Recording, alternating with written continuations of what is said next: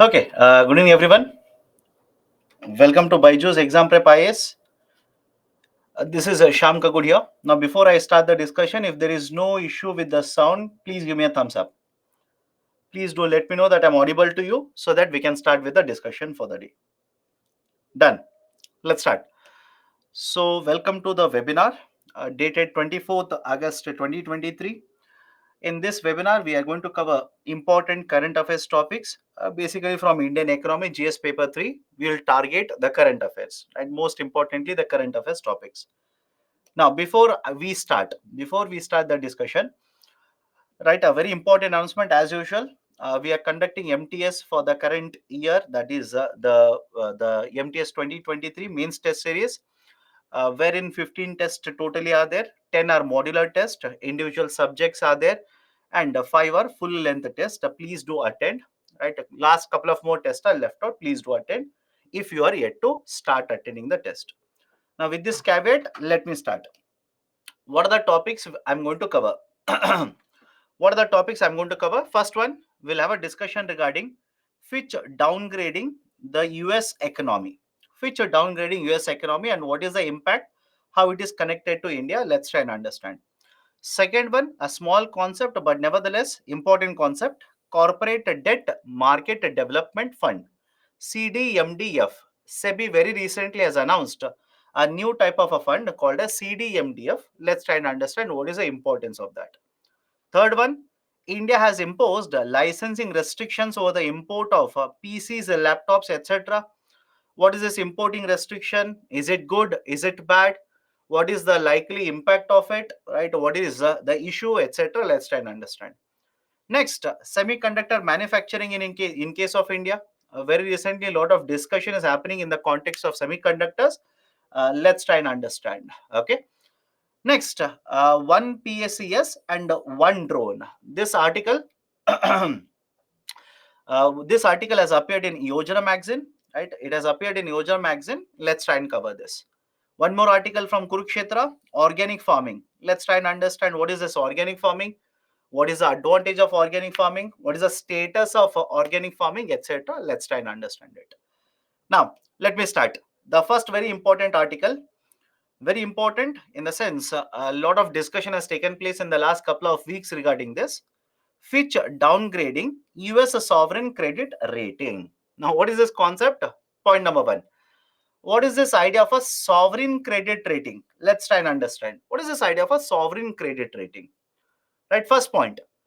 Now, in case of economy, can I say government will be using certain instruments to borrow from the market, and even corporate sector will be using instrument to borrow from the market?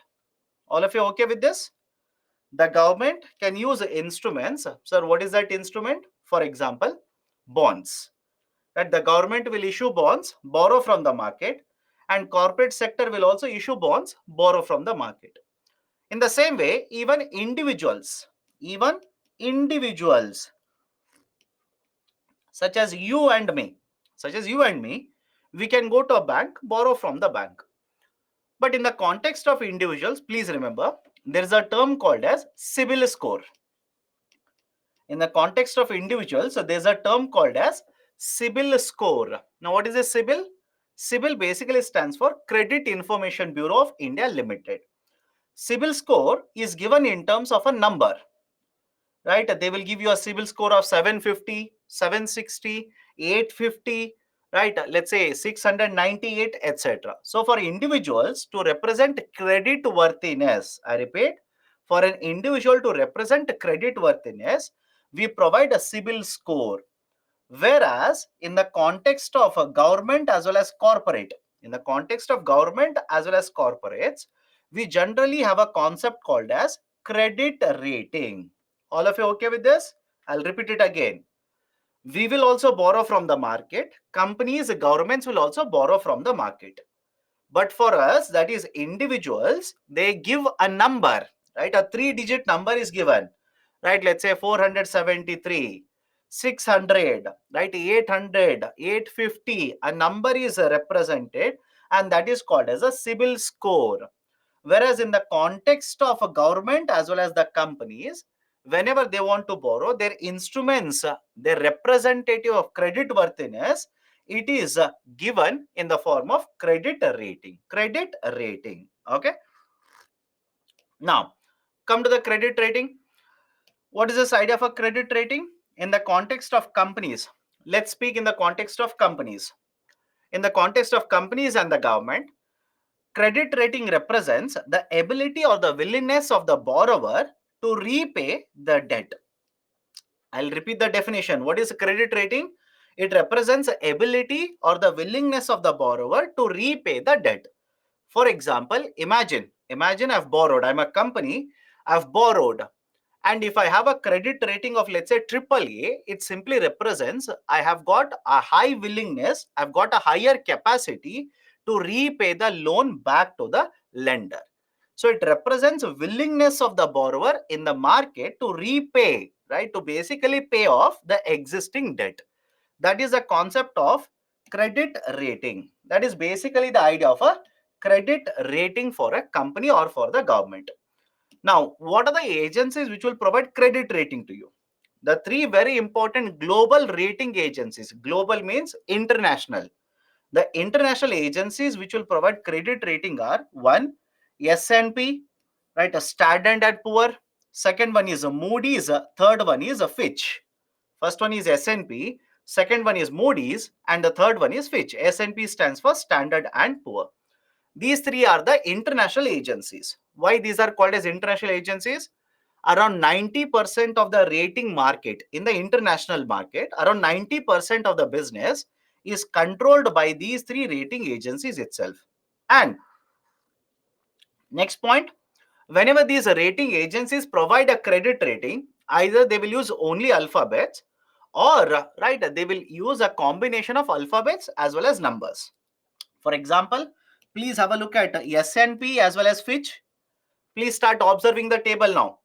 Please observe the table. S&P and Fitch. S&P and Fitch will only provide credit rating in the form of alphabets, whereas Moody's will provide a credit rating in the form of a combination of alphabets as well as numbers. So why is it compulsory to use like this? No, it's not compulsory. It is a convention. It is basically a convention. It's a practice in the international market. And have a look at the table here. The table is generally divided into two groups. The table is generally divided into two groups. All these are grades. All these are the grades of credit rating. I'll use two different colors so that you understand what are the two groups I'm talking about. One group I've used a red color marker. Second group I've used, right, basically the purple color marker. And what is the importance of this? The red color marker, these grades are called as investment grade. These are referred to as investment grade. And second, the purple color marker, these are called as a junk grade. These are referred to as a junk grade. What is the basic meaning of an investment grade and a junk grade? Whenever you are there in the investment grade, you are comparatively taking a lower amount of a risk compared to any instrument which has got a junk grade. What is this argument? Please understand this. Imagine you invest in a bond. Okay, imagine you purchase a bond. The bond has a grade of AAA, a credit rating of AAA. And imagine there is one more bond that you purchase. That bond, second bond, has a grade of, let's say, BB. What is the meaning of it? You are taking a higher risk by investing. I repeat, you are taking a higher risk by investing in the second bond compared to the first bond. The first bond is very safe. Second bond is much more riskier. Now, please, right, let me know. Start participating now. If you're going to invest in a bond which is got higher risk, will you demand more coupon rate or not? Think of it and let me know. If you invest in a bond with lower credit rating, right, does it not mean you're taking a higher risk? Yes. And if a higher risk is there, will you demand more coupon rate? Will you demand more interest? Of course, yes. Please remember this. Please remember this point. When I talk about USA, you'll have to apply this logic. Next point. Now, the same rating agencies will also provide rating for governments. For example, USA government, recently they have downgraded from triple A to double A. I'll come to that. That is the next point. Second point, in context of India, what is the credit rating? What kind of credit rating has been provided? The credit rating for Indian economy by these three rating agencies, right, are triple B. Please remember this, triple B or Baa3. Some of you are saying triple A for India. No, please understand. For India, it is a triple B by Fitch and S&P and Baa3 by Moody's. And very recently, it was there in the newspaper. They have reconfirmed the same rating for India's economy. That is basically Baa3 or triple B. Second very important point here, if you make an observation, can I say sovereign credit rating? Sovereign credit rating for India is the lowest in the investment grade. Yes or no? Please think of it. Sovereign credit rating for India is the lowest in the investment grade. If you look at the investment grade, the lowest rating is a triple B, Baa3 and a triple B. It is the lowest grade, right, within the investment grade. If there is a further downgrading, remember this, if there is a further downgrading, then basically Indian economy will fall into the junk grade. Government bonds will fall into the junk grade. And when government bonds will fall into the junk grade, you please tell me, will that increase the cost of borrowing for the government? Will this not increase, right, higher risk for the investment? Will government has to offer more interest to borrow from the market, etc.? So remember these particular points. Now, come to the current affairs. What was there in the current affairs? The Fitch rating agency, has downgraded the US sovereign credit rating from earlier triple A. Now the sovereign credit rating has been downgraded to double A. Right? From earlier triple A, now the sovereign credit rating for USA has been downgraded to double A. Although they will use plus, minus just to indicate whether the economy will improve or right further deteriorate, etc. But simple idea, from AAA it has been downgraded to double A. What is the importance of it? Why that has been done? And let's try and understand what is the connection to India. So these are some of the very important reasons which have been cited by the Fitch rating agency for downgrading USA's sovereign credit rating. First one, erosion of governance. Now, what is this erosion of governance? Let me explain this. Now, just like government of India, think of this, right? Understand the concept very carefully. Just like government of India, even the government of USA borrows from the market. Anybody has a problem with this? Just like government of India, government of USA also borrows from the market. But whenever government of USA has to borrow from the market, there is a concept called as a debt ceiling. Debt ceiling means the USA's Congress, I repeat, USA Congress, just like Parliament in India, USA's Congress, they will determine what should be the maximum amount of a debt to be carried by the government. Is the logic okay? What should be the debt limit of the government? The Congress will decide that.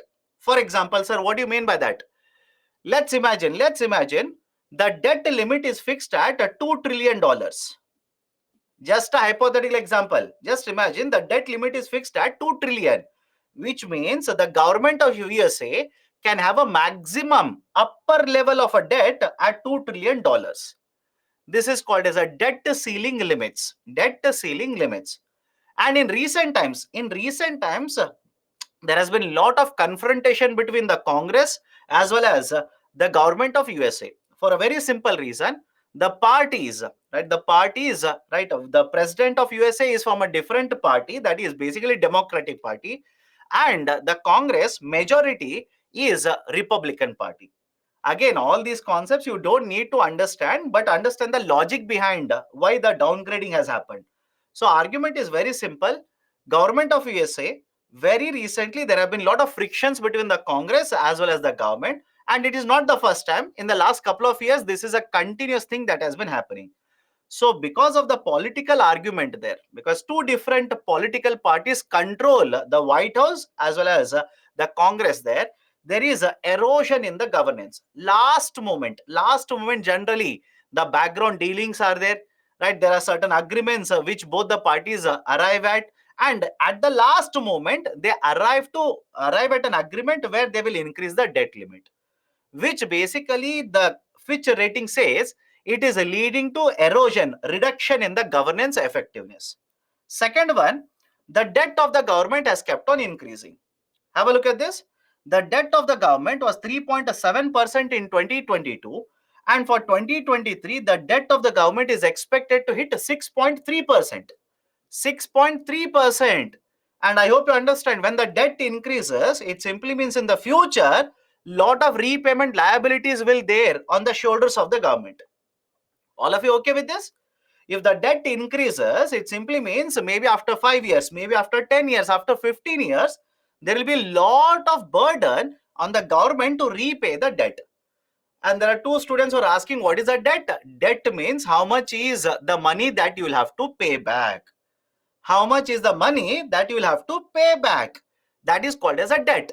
So if you are borrowing 6.3%, or if your debt is 6.3% now, compared to last year, it has increased by a lot, which means in the future, you'll have to pay a lot of money.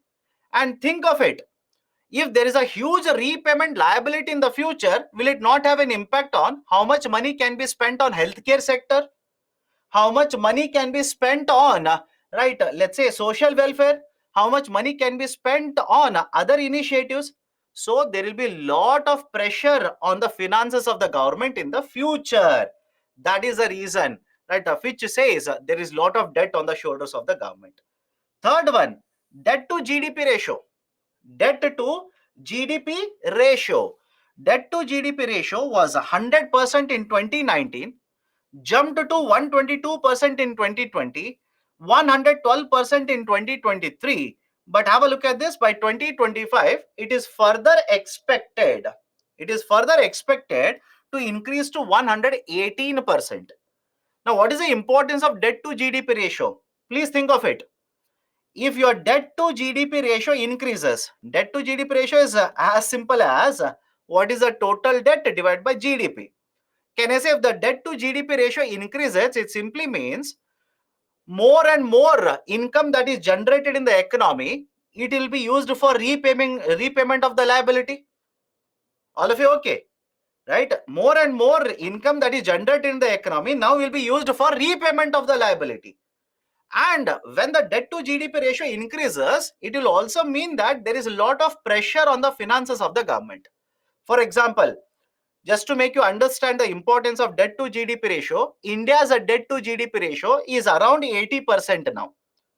India's government, that is the central government plus state government, India's debt to GDP ratio, it is around 80%. We are concerned about that only.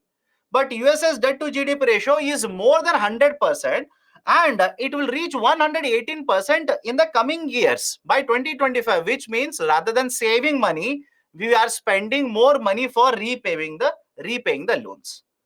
That is the precise reason debt to GDP ratio also indicates a lot of financial pressure on the government finances.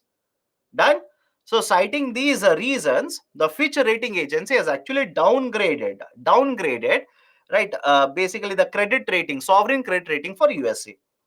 Now, is the Fitch rating agency the first one to downgrade USA's rating? Absolutely no. You can have a look at it. Do not by heart it. The orange color represents, right, AA, and red color represents AAA. You will see that Fitch rating agency in 2023 has a downgraded USA. But S&P back in 2011 itself, S&P back in 2011 itself actually downgraded USA's economy from, right, the AAA to AA. And since then, it has kept USA's economy sovereign credit rating at AA itself. So it is not the first time that sovereign credit rating of USA has been downgraded. Earlier also, back in 2011 itself, right? Basically, the downgrading has happened. Okay, done. So these are certain important points. Now, what is right? What is the argument of government of USA? What are they arguing? They are saying it's not that the debt has increased because the expenditures of the government are unnecessary. The government has spent more money because of pandemic. Because of pandemic, the expenditures of the government have increased, and because government will spend more money, they are forced to borrow more money. So the debt has increased, the liabilities of the government have increased, right? It is because of pandemic. Second, the downfall in the finances, the deterioration, right? The deterioration in the finances is not new. Earlier also for many years, there has been a deterioration in the finances of the government. Why is that? The credit rating agency has chosen now to reduce the sovereign credit rating. It's not that right now the finances have become weaker. Earlier also it has been happening from the past couple of years. So why the sovereign credit rating has been reduced now? Why not earlier? Right? And whatever expenditure that we have done, extra expenditure, it is because of the pandemic. During pandemic, the revenues have gone down. Government has been forced to borrow more, spend more money. So it is because of the pandemic, not because of us. So these were the arguments, right, which were given by USA government. Now, what is the impact of it? What is the impact of downgrading like this? First one, interest burden on the USA government will increase. All of you okay with this? And those students who are asking what is GDP, what is a debt, what is a liability, my dear, please understand.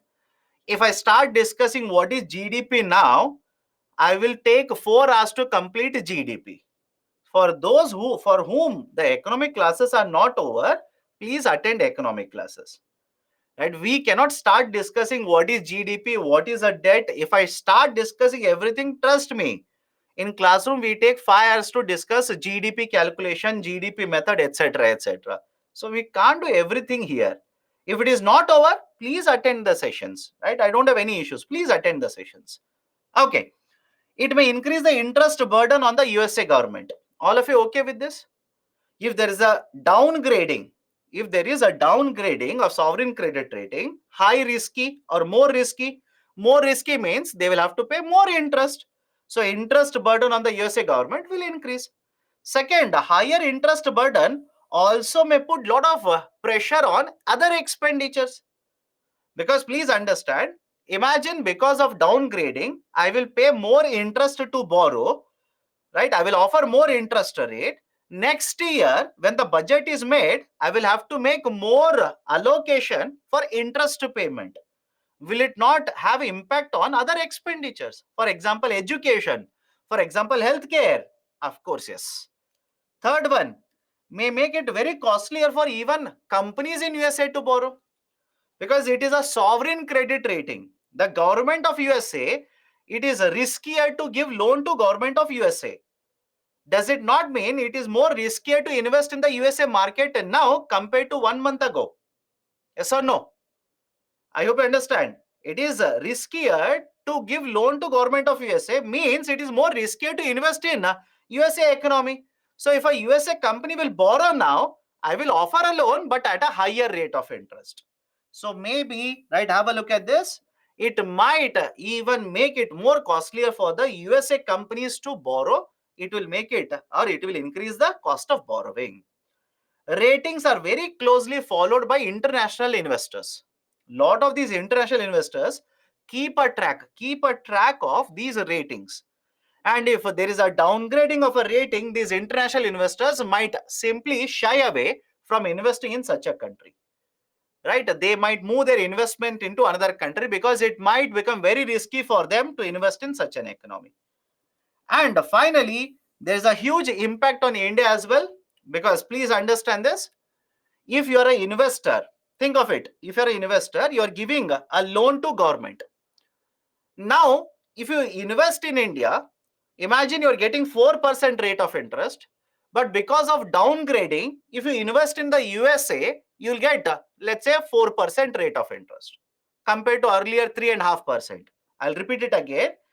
Imagine earlier you used to get 3.5% coupon rate on the USA bond, and in case of India you used to get 4%. Now because of downgrading, this also has increased, let's say to 3.8%, 3.9% like this. Now don't you think foreign investors will look at this increasing coupon rate?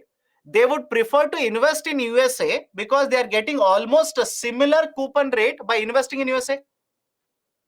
They may not get more, but they will get almost a similar, might be 0.2% lesser, might be 0.3% lesser, but they are investing in USA market, much more credible compared to India. They are investing in USA. So what will happen as a result of it? Foreign investors, they will take their money from India, they will invest in USA. All of you okay?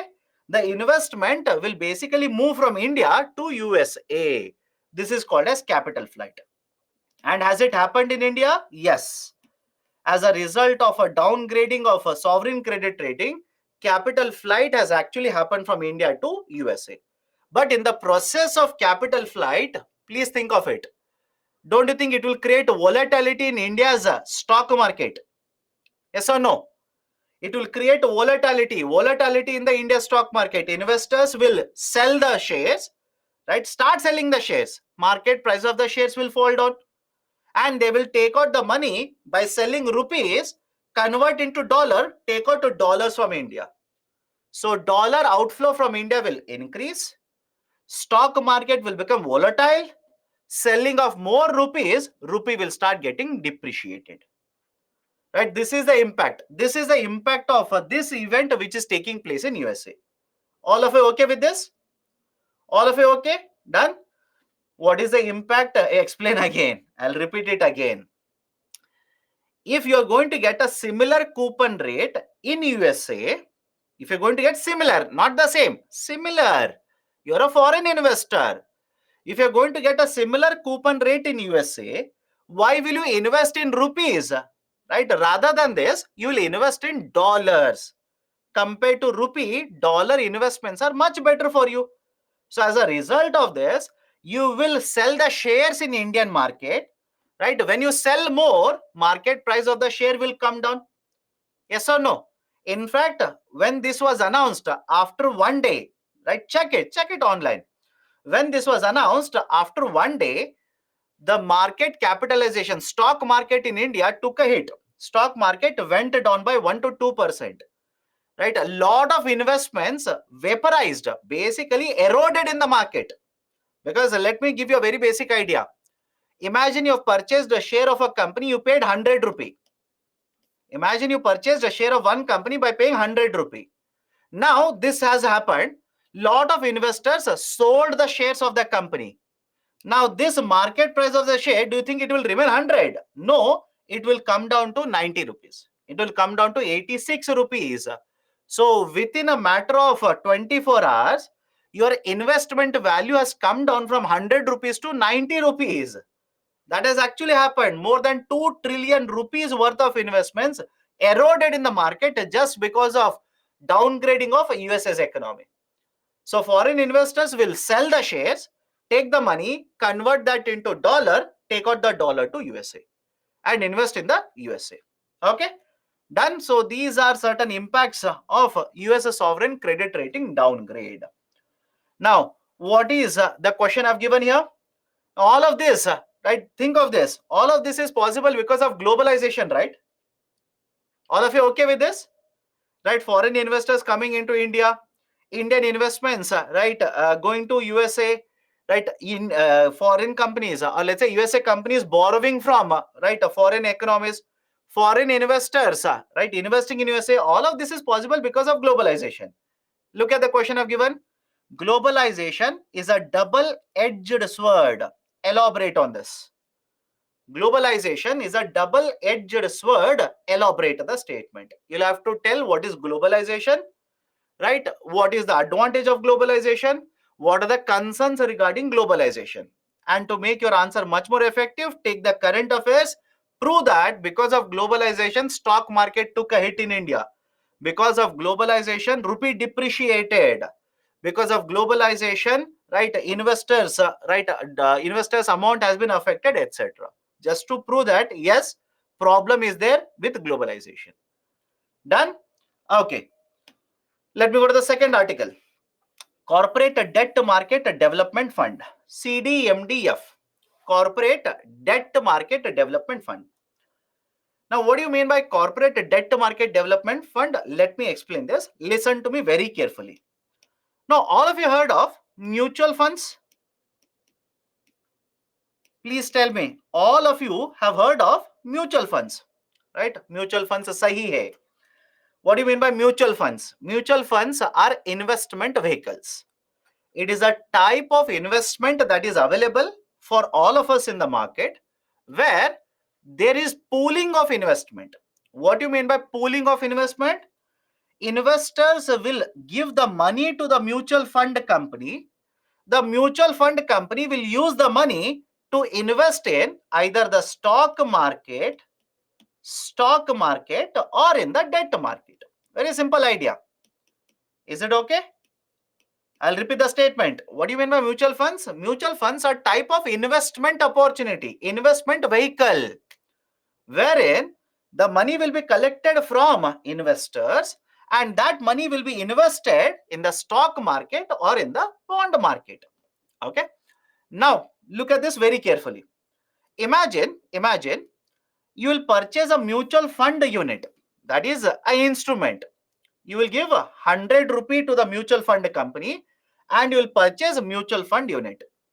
And what the mutual fund company has done is they have taken your 100 rupees and they have invested, let's say, in purchasing certain bonds in the market. Let's say they have purchased certain bonds in the market. Now, all of you are okay if I say the market prices of the bonds are not stable. Market prices of the bonds can increase as well as decrease. All of you okay with this? The market prices of the bonds are not stable. Today it can increase, tomorrow it can decrease, etc. Now have a look at this. Imagine this situation. The 100 rupee that you have given has been used by the company to purchase a bond in the market worth 100 rupee. Now, let's say there is a recession in the economy. One example, let's say there is a recession in the economy. Now, because there is a recession, don't you think if this bond is of a company, corporate bond, if this bond is of a company, there will be very less investment in the corporate bond markets now? All of you okay? Because there is a recession, please look at the condition first. Because there is a recession or let's say slowdown or a depression, investors will feel it is very risky to invest in corporate bonds. It is much better to invest in government bonds, but very risky to invest in corporate bonds. Because corporate bonds, there is a lot of volatility. Government will guarantee, but corporate bonds, they might simply incur losses. They might default on the payment. Now imagine this is happening. Imagine this is happening on one side. The market investments have gone down. Confidence of the investors in the corporate bond has gone down. Nobody is willing to purchase bonds in the market. Now you will go to the mutual fund company. You will submit your mutual fund, ask for payment. Simple. You'll go to the mutual fund company. You will submit your mutual funds, ask for your money back, ask for the payment from the mutual funds. Now look at the problem for the mutual funds. They will say, okay, I will give you money. Just wait. They will take the corporate bond. They'll take the bond of the company. They will try to sell it in the market now. Because they have to give you money. They'll try to sell it in the market. Now please tell me, will they be able to get 100 rupees for the bond in the market? I hope you understand. Do you think they'll be able to get 100 rupees in the market? No. Because there is a recession. Investor confidence is not there. It is very risky to purchase these bonds in the market. They might get simply 50 rupees. They might get 60 rupees. They might get even 70 rupees. But guaranteed, they will not get 100 rupees. Nobody will purchase the corporate bond in the market now. Demand is very, very less. Can I say, if lot of investors approach mutual fund like this, the mutual fund company will come under lot of repayment pressure? All of you okay with my statement now? If lot of the investors approach a mutual fund company like this, Now the mutual fund company will face a lot of repayment pressure. Instead of repayment, they will use the term redemption. They will use the term redemption pressure, right? What do you mean by redemption? Redemption simply means you will submit your mutual funds. You are an investor. You will deposit your mutual funds and you will take back your investment. That is called as a redemption. That is called as redemption. So redemption pressure is very high on the mutual funds. Mutual funds have invested in the bond market, especially corporate bonds, because they want to earn more returns. Right now, they want to sell the bonds, but nobody is willing to buy at a higher price. Everybody wants to purchase at a very, very low price. And even if the mutual fund company sells all the bonds, they will not be able to earn a sufficient amount of money to pay for all the redemptions. Has it happened in India? Yes, I'll give you a current affairs example. This is exactly what has happened in the context of Franklin Templeton. This is exactly what has happened in the context of Franklin Templeton. Franklin Templeton was a mutual or is a mutual fund company. It's a mutual fund company. During pandemic, it faced a lot of redemption pressure. And please think of it. It is a mutual fund company. Of course, they would want to earn higher returns. And when they want to earn higher returns, tell me now, will they invest in investment grade bonds or will they invest in junk grade bonds? Look at this. Right? Many of you are asking why will they sell it at a lower price? You tell me, right? You are operating a mutual fund company. Of course, you want to earn more profit. So will you invest in more of investment grade bonds or junk grade bonds? You will choose to invest more and more in the junk grade. Some of you are saying investment grade. No, they will choose to invest more in junk grade. Why? You tell me, my dear.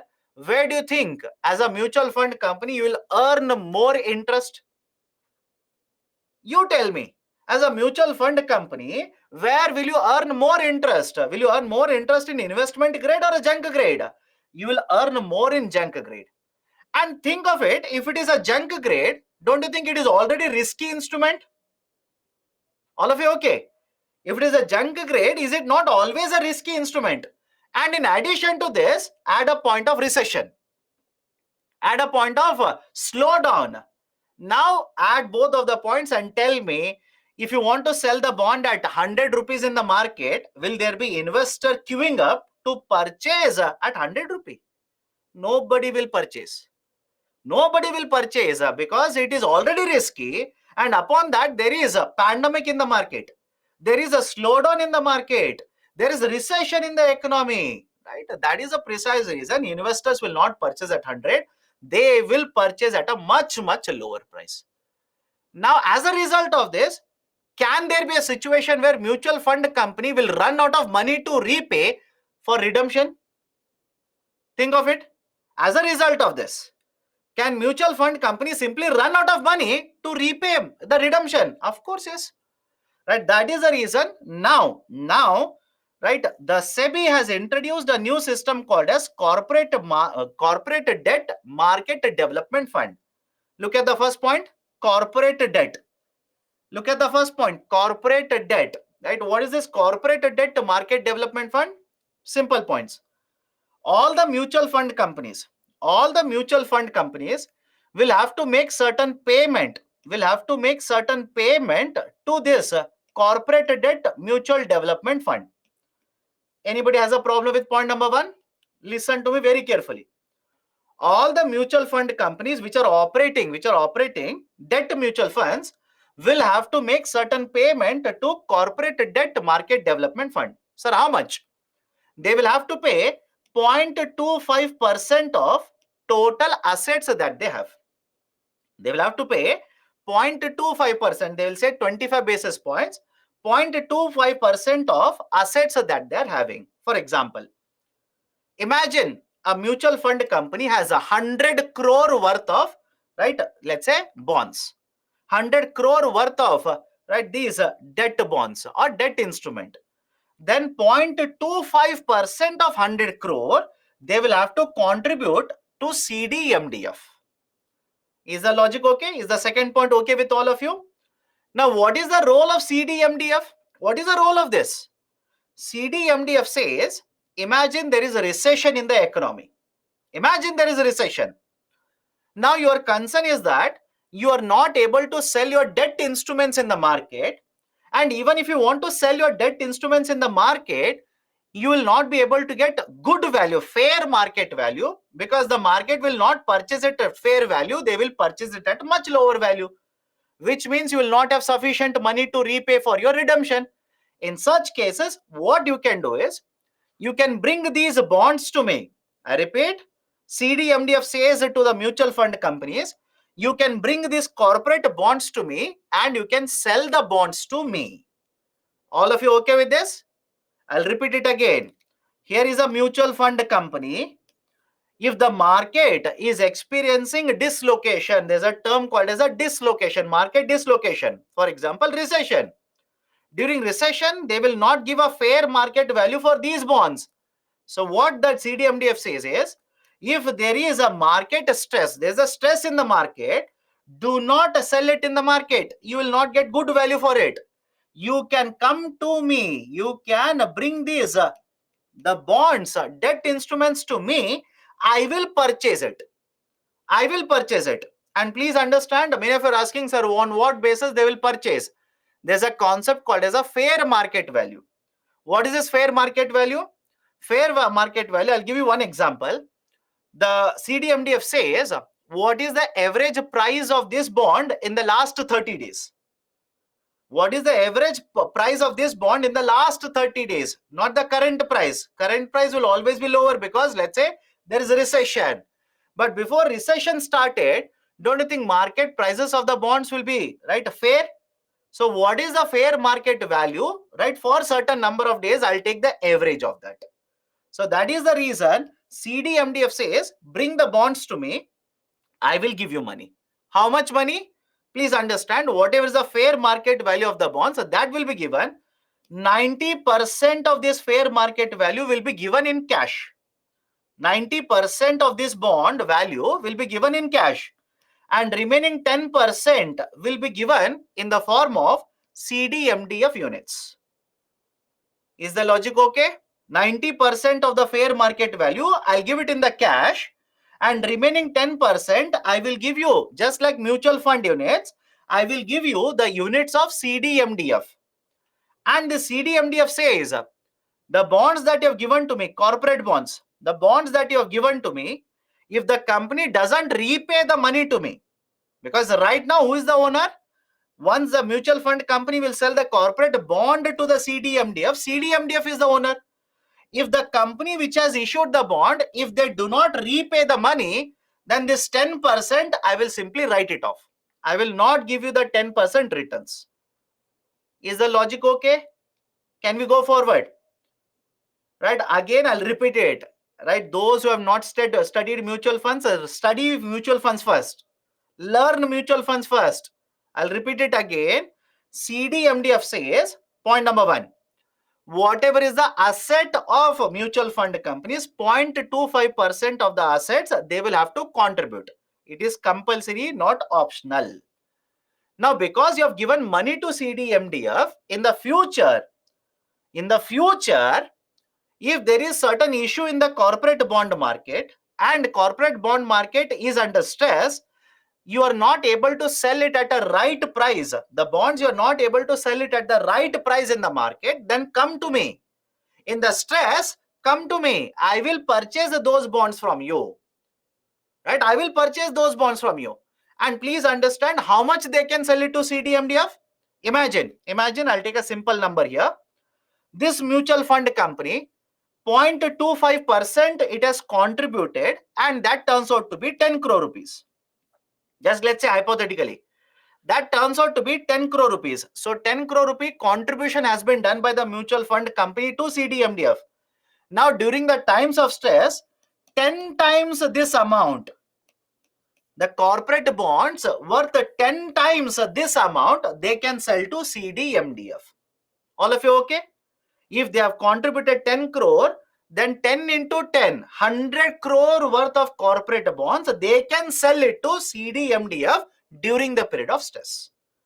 Now, please tell me, if you are the mutual fund company, if your mutual fund company, don't you think it is preferable to sell it to CDMDF when there is a recession in the bond market rather than selling it in the bond market? Because if you try to sell it in the bond market, the people or the investors will not purchase at fair market value. They will purchase it at very, very low price. That is the advantage. That is the advantage of this kind of a fund. Okay. So the mutual fund company will sell it to CDMDF, and CDMDF says 90% of this fair market value, I'll give it in cash. Remaining 10%, right? Because please understand, I'm holding this bond. Is it okay? I'm holding this bond, which means upon maturity, I will give the bond to the company, I'll get returns. All of you okay with this? I am CDMDF. I will purchase bond from you. And let's say after 6 years, the bond will mature. Means I am owning the bond now. After 6 years, I will get the returns. So even this is a unit. It is just like a pooling only. CDMDF is also like a pooling only. So CDMDF says 10% of the units, right? Just like mutual funds, 10% of the value, I will give it in the form of CDMDF units. If I get the returns, then I will give you. Otherwise, if I don't get the returns, I will not give the money to you. But what are the conditions here? Only those mutual funds who have contributed, will get the access to this. All the mutual funds, they will have to contribute. Second very important condition, CDMDF is not available for all the grades of corporate bond. This is available only for the corporate bonds which have investment grade. Please remember this. CDMDF facility is not available for all the corporate bonds. It is available only for those which have investment grade. And point number three, right? These bonds which are supposed to be sold to CDMDF should have a maturity period of at least 5 years. They should have a maturity period of at least 5 years, right? That is also, I'm sorry, up to 5 years, not at least, up to 5 years. So these are the conditions which have been imposed if a mutual fund company wants to use the option of CDMDF. All of you okay with this? Okay, all of you okay with this? So what are the benefits of this CDMDF? It will provide a liquidity to the mutual funds during the periods of stress. Correct? Any problem with this? If there's a stress in the market, then the mutual fund, rather than selling the corporate bonds, because some of you are asking, sir, why corporate bonds? Why not government bonds? My dear, please think of it. Between a corporate bond and a government bond, don't you think government bonds, anyways, they will have a very high confidence in the market? All of you okay? Right? The investors will have very high confidence on the government bond market. Whereas corporate bond market, there is no guarantee. Corporates, all right, it is very risky to invest in corporates. That is the reason. That is a very important reason why this kind of facility is given only for corporate bond market. Why not for government? Okay. We'll develop the market for corporate debt securities. And third one, it will promote investor confidence in the debt market now. Right? Investor confidence will also increase because now SEBI says even if the debt market is under stress, you don't worry. Right? Mutual fund companies, there is a facility, you do not worry about liquidity risk. Right? In fact, is it okay if I say this will promote secondary market for corporate debt instruments in India? I'll repeat the statement. This will promote a secondary market for corporate debt instruments. What do you mean by secondary market? Secondary market means the instruments which are already there in the market are traded. All of you okay? I'll repeat it again. What do you mean by secondary market? I'm repeating it. Understand this carefully. The instruments which are already there in the market, nobody is issuing them new. These are already there in the market. The same instruments are used. That is called as a secondary market. For example, have you heard of a stock market in India? Bombay Stock Exchange, National Stock Exchange. So the instruments, shares of companies are already there. We are using the same instrument, either we are purchasing or selling. Secondary market. So, right, a CDMDF will basically promote a secondary market for corporate debt instruments. Okay, right. So, these are some of the very important benefits related to the concept of CDMDF. Very technical concept, but you please be very, very careful. Next year question can be asked either in the prelims or mains on CDMDF. Discuss the reforms undertaken by the government and RBI to promote a corporate debt market. To promote a corporate debt market in India. For example, one we have discussed already, corporate debt market development fund. That is one reform. Any other reform? Right? We have discussed. Right? Again, please refer to all of this. Uh, we have discussed the concept of VRR, voluntary retention route. There also corporate bond market is promoted. We have discussed targeted long-term repo operations. There also corporate bond market is promoted. In fact, there is one more type of the instrument now, or one more type of promotion, that is basically online bond portal, online bond right portal, OBP. That is also becoming very famous now. So these are some of the very important reforms which have been undertaken by the government as well as right Reserve Bank of India to promote corporate bond markets. Okay, done. Third very important topic. Okay, third very important topic, concept of India imposing licensing restriction. India imposing licensing restriction. Right? What is this idea of a licensing? What is the concept? Why India has done it? If there are any concerns, etc., let's try and understand it. So, point number one: what is this idea of a licensing restriction? Please understand. World Trade Organization. World Trade Organization. All of you heard of this? WTO. WTO promotes international trade. The role of WTO is to promote international trade.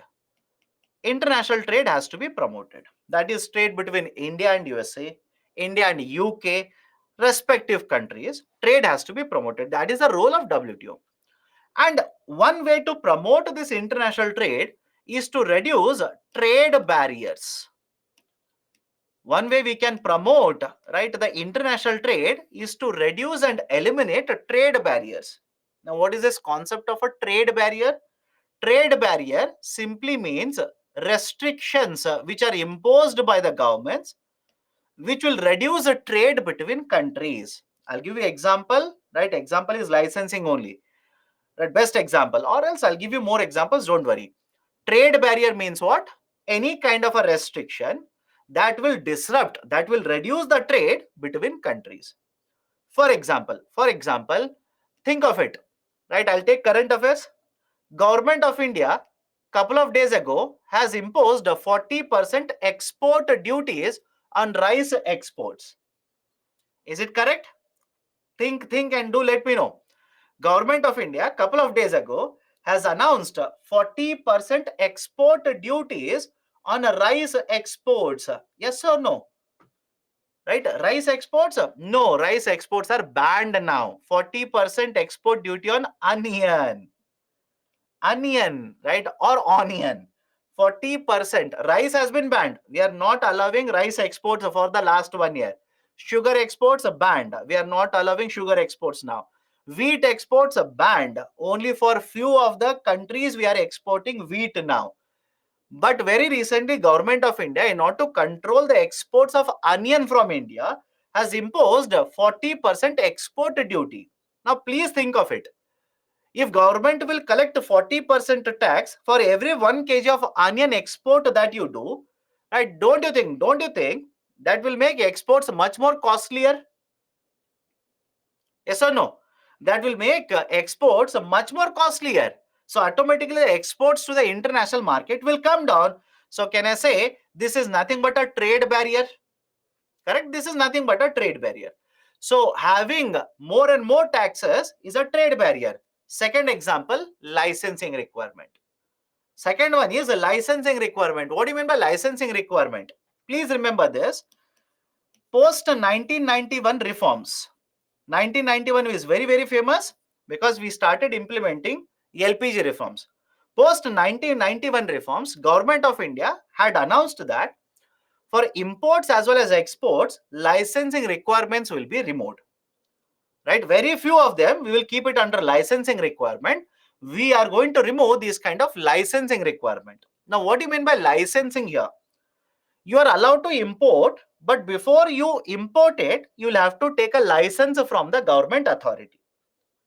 Very simple. I'll repeat the statement. Right? I'll repeat the statement. Right? Argument of government is, if you want to import, you can import it. But before you import, please take the license from the authority. Sir, which authority are you talking about? In this example, right, basically you will have to take the license from DGFT, Director General for Foreign Trade.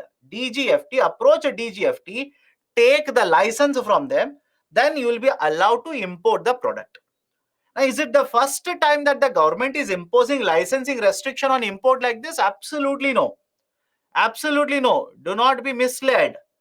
Do not think that for the first time government is imposing certain licensing requirement. Absolutely no. Many of the times back in 2020, licensing requirements have been imposed on many products. Before that, 2014 also licensing requirements were introduced for many products. 2017 licensing requirement was imposed on many products. So earlier also government has been using licensing requirement as a tool to control, to reduce how much imports are coming into India. So this is not the first time. Please do not be confused. But why this has become a news very recently? Because they have targeted certain products which are directly affecting consumers, which are directly affecting customers. That is the reason this has become very famous. For example, personal computers, laptops, all of these are consumed by us. That is the reason this has become very, very famous now. Now, what are the important points? Let's try and understand. Point number one, what is the reason cited by the government? What is the reason cited by the government? Government of India has clearly stated, we want to address the issue of national security. And please remember this. You can impose restrictions by citing national security. It is allowed under WTO. I'll repeat the statement here. I'll repeat the statement. Can respective member countries under WTO, can they impose, right, restriction on the imports, restriction on the exports? Can they impose it? Yes, citing national security, they are allowed to do that. Sir, why national security here? Argument is simple. Government of India says, lot of these products, right, what if there is a malware within this? What if there is a virus? Right, sensitive information of consumers in India, it can be sent to the foreign markets. Right, of course the target is basically China, right? But government of India argues that, right, the malware, or let's say the software, the products, etc., when I import it, what if there is already, right, a virus in this? The customers, right, let's say data can be hacked, it can be sent overseas.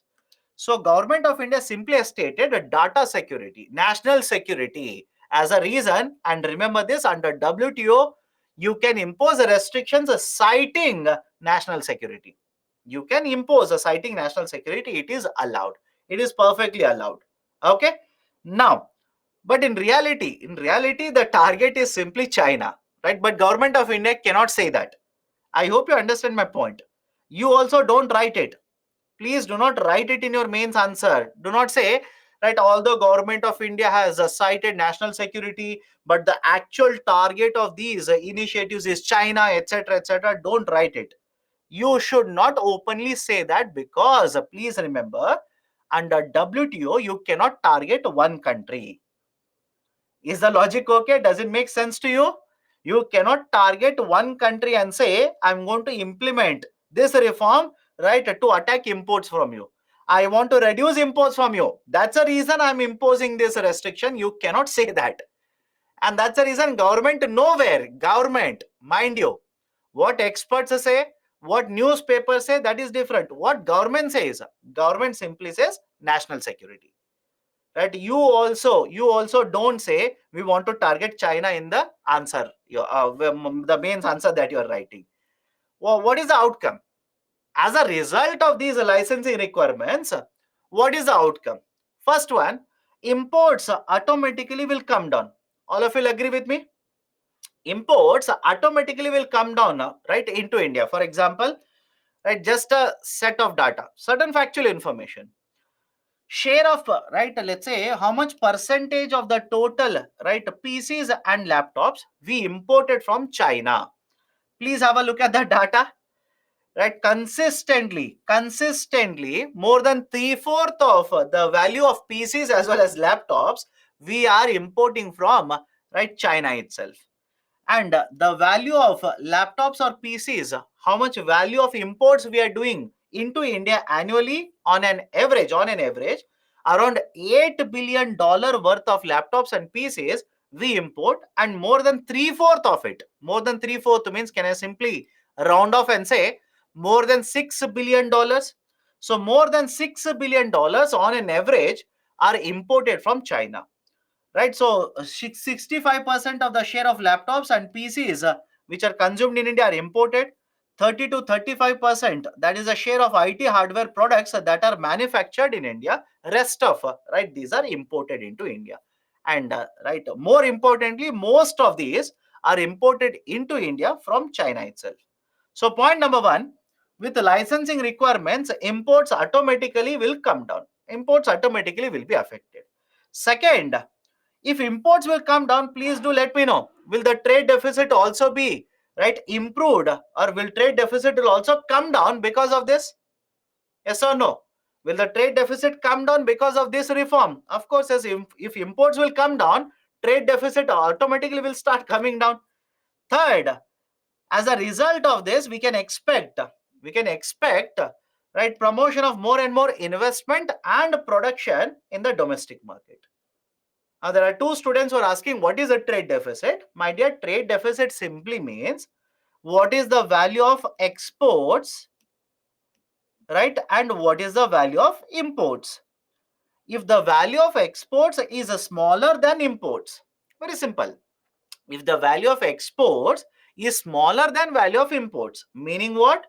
Imagine you will export and earn, let's say, $100, and you will import and pay, let's say, $150. Can I simply say, right, there is a trade deficit of $50 here?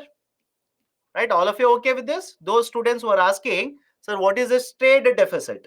Trade deficit simply means excess value of imports compared to value of exports. As a result of this, overall dollars will go out of India. Right, that is a concept of trade deficit. So when you reduce imports, if you reduce the value of imports, automatically trade deficit will shrink, it will come down. Right, so these are, right, basically these are the outcomes, right, these are the outcomes of this policy of Government of India. But please think of it, is it a good idea? Let's do the critical evaluation. Right, let's do the critical evaluation. Is it a good strategy? Is it a good policy for the Government of India to have these kind of licensing requirements? In fact, if you have seen how Government of India through their authorities implemented the policy, announced the policy, within couple of hours itself they reversed the policy to a certain extent. What's the argument? They initially said starting from next month this policy will be implemented. Initially they said, right, after a couple of days this policy will be implemented. Then they later realized that there is a lot of opposition, right? Even the trade bodies, many companies, etc., they said, no, please don't do this, right? This will immediately have a larger impact. This will disrupt the supply chain, etc. That is the reason Government of India later revised the guideline and said the licensing requirement will come into force after 3 months, that is from 1st of November. Right now, what is the status? Right, the policy will be implemented, not now, but from the 1st of November. But anyways, is it a good policy to have a licensing requirement or trade barriers? Generally, trade barriers. Is it a good policy? Many experts say that no, this is not a good idea. This is a very bad idea. Why? Let me give the argument. First one, yes, no doubt we are importing PCs and laptops. We are importing PCs and laptops. No doubt we are importing it. But if you look at the overall imports that we do, The PCs and laptops are just a fraction of overall imports.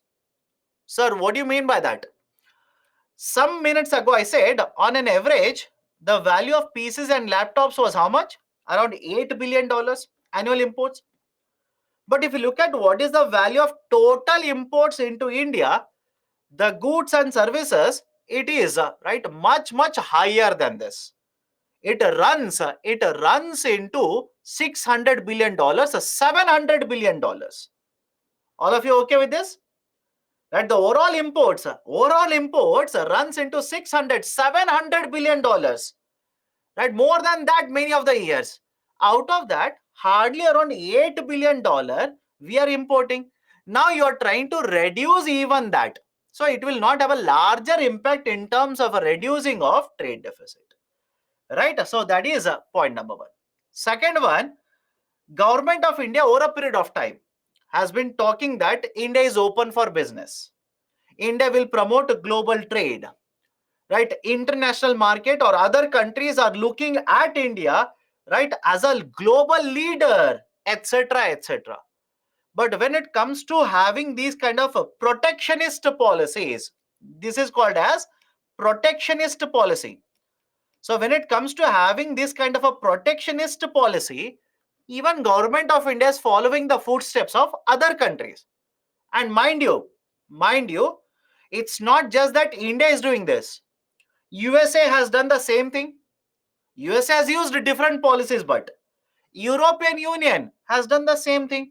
So across the globe, in the last couple of years, this tendency of imposing trade barriers has actually increased, and that has been done even by government of India.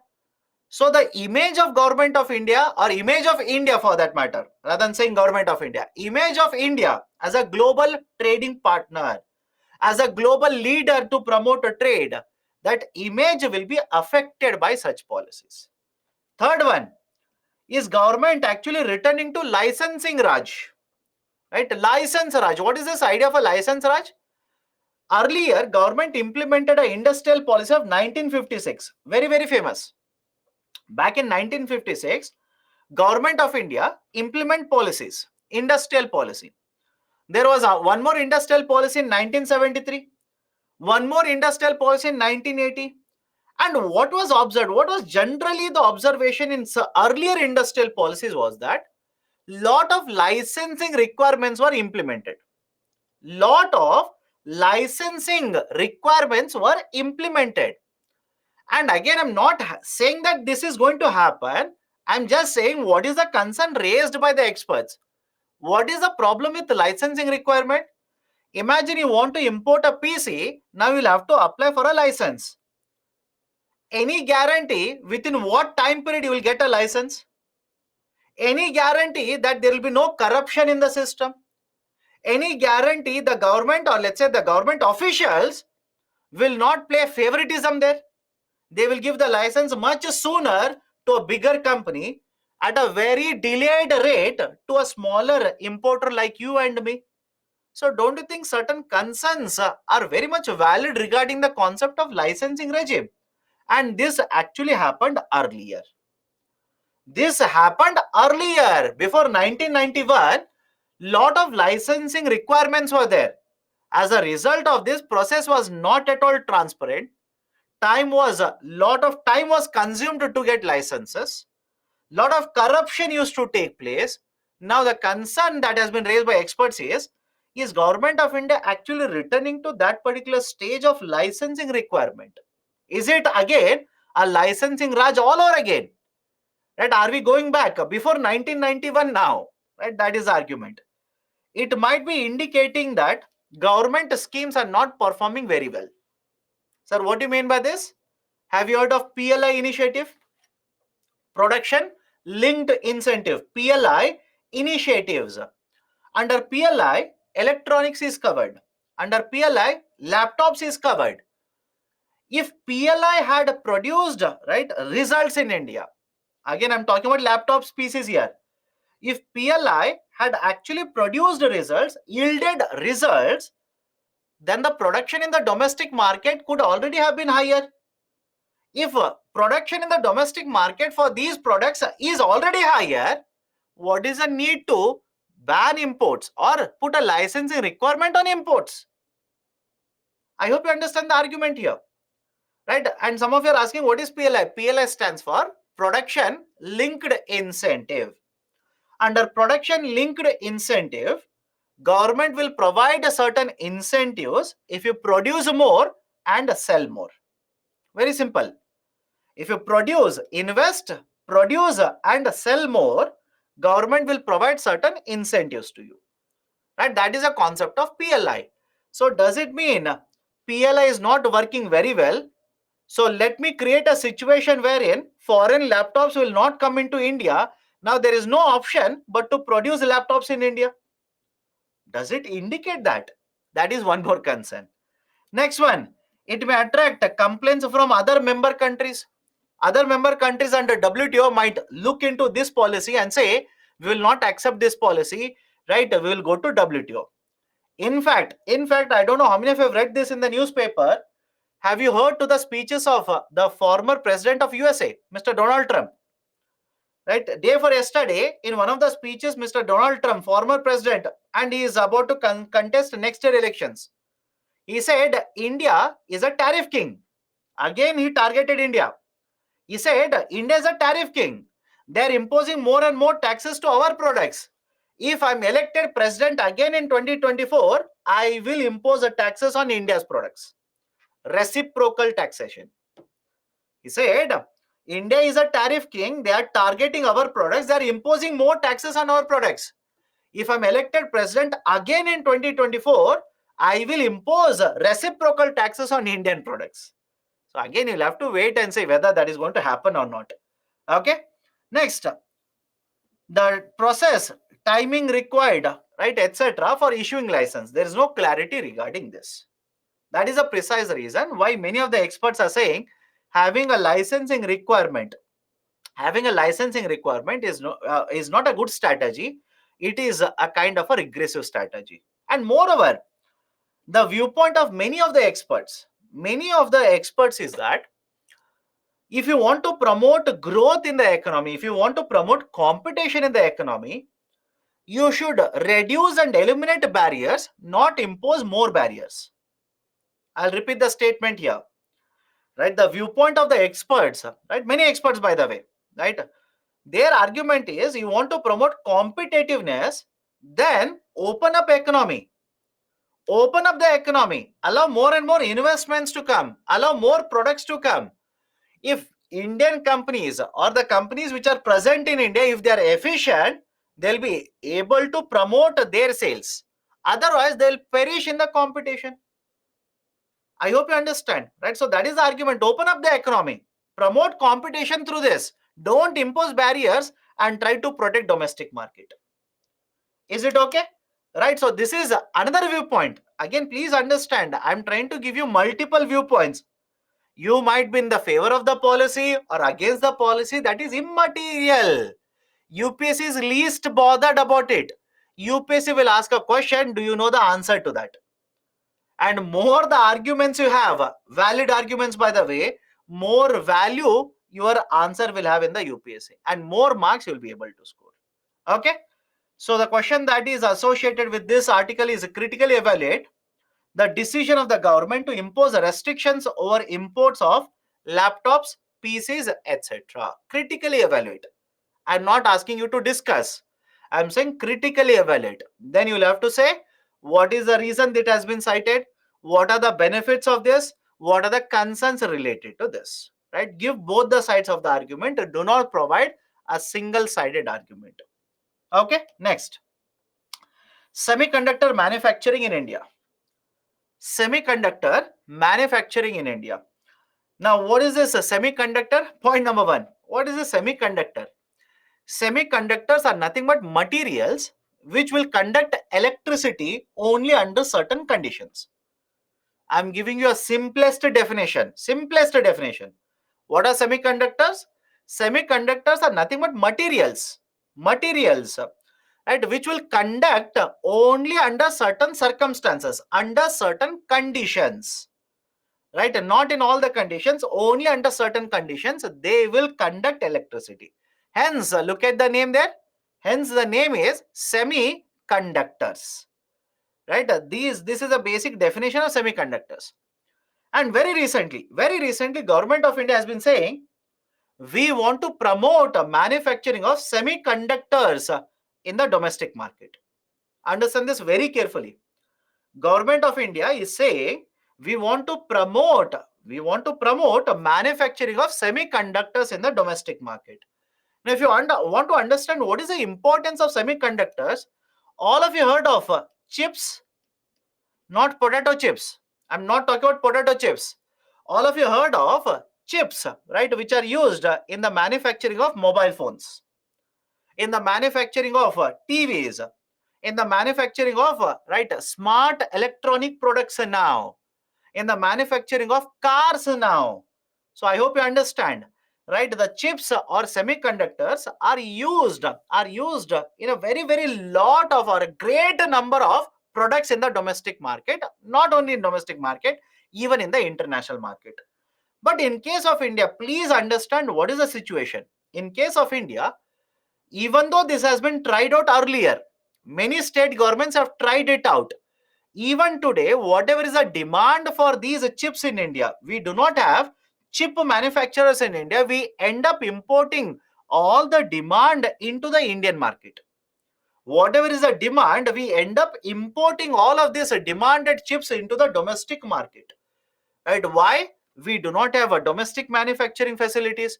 And right, please understand, to develop these chips, to manufacture these semiconductors or transistors or wafers for that matter, it is not a simple exercise to produce them. I hope you understand, this is very complicated.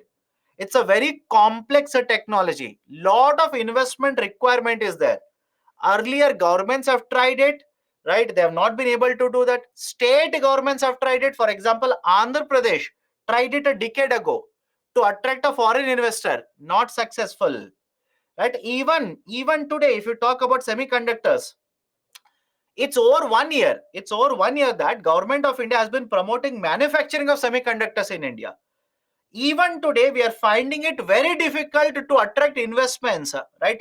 The guaranteed investments which are going to be done by companies in India. For example, Foxconn said that they are going to invest. They're yet to do that, right? There's a USA company which has very recently said we will invest in India. India is our destination to manufacture semiconductors. We are still waiting. Vedanta, the company Vedanta said we will invest in India. But very recently, the tie-up with another company fell apart. Vedanta said, we are not going to invest. We will wait for it. We will wait for another company. So I hope you understand. It's not very simple exercise to have a semiconductor manufacturing. For example, there are certain prerequisites. For example, you require 24 bar 7 electricity supply. 24 bar 7 uninterrupted electricity supply is required. And in case of India, you know the fact, right? How much electricity supply is there, right? In cities, to a great extent, yes, we have almost 24 hours.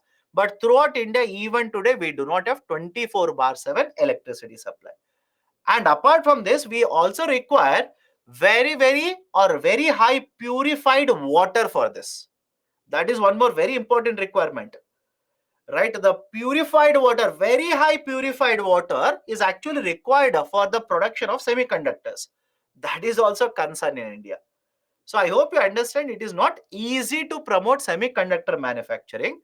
Government of India is trying. In fact, I'll give you reforms. Government is trying, but it is a very complex structure, very complicated structure, right? But nevertheless, there are reforms for this. Now, what is the situation in India?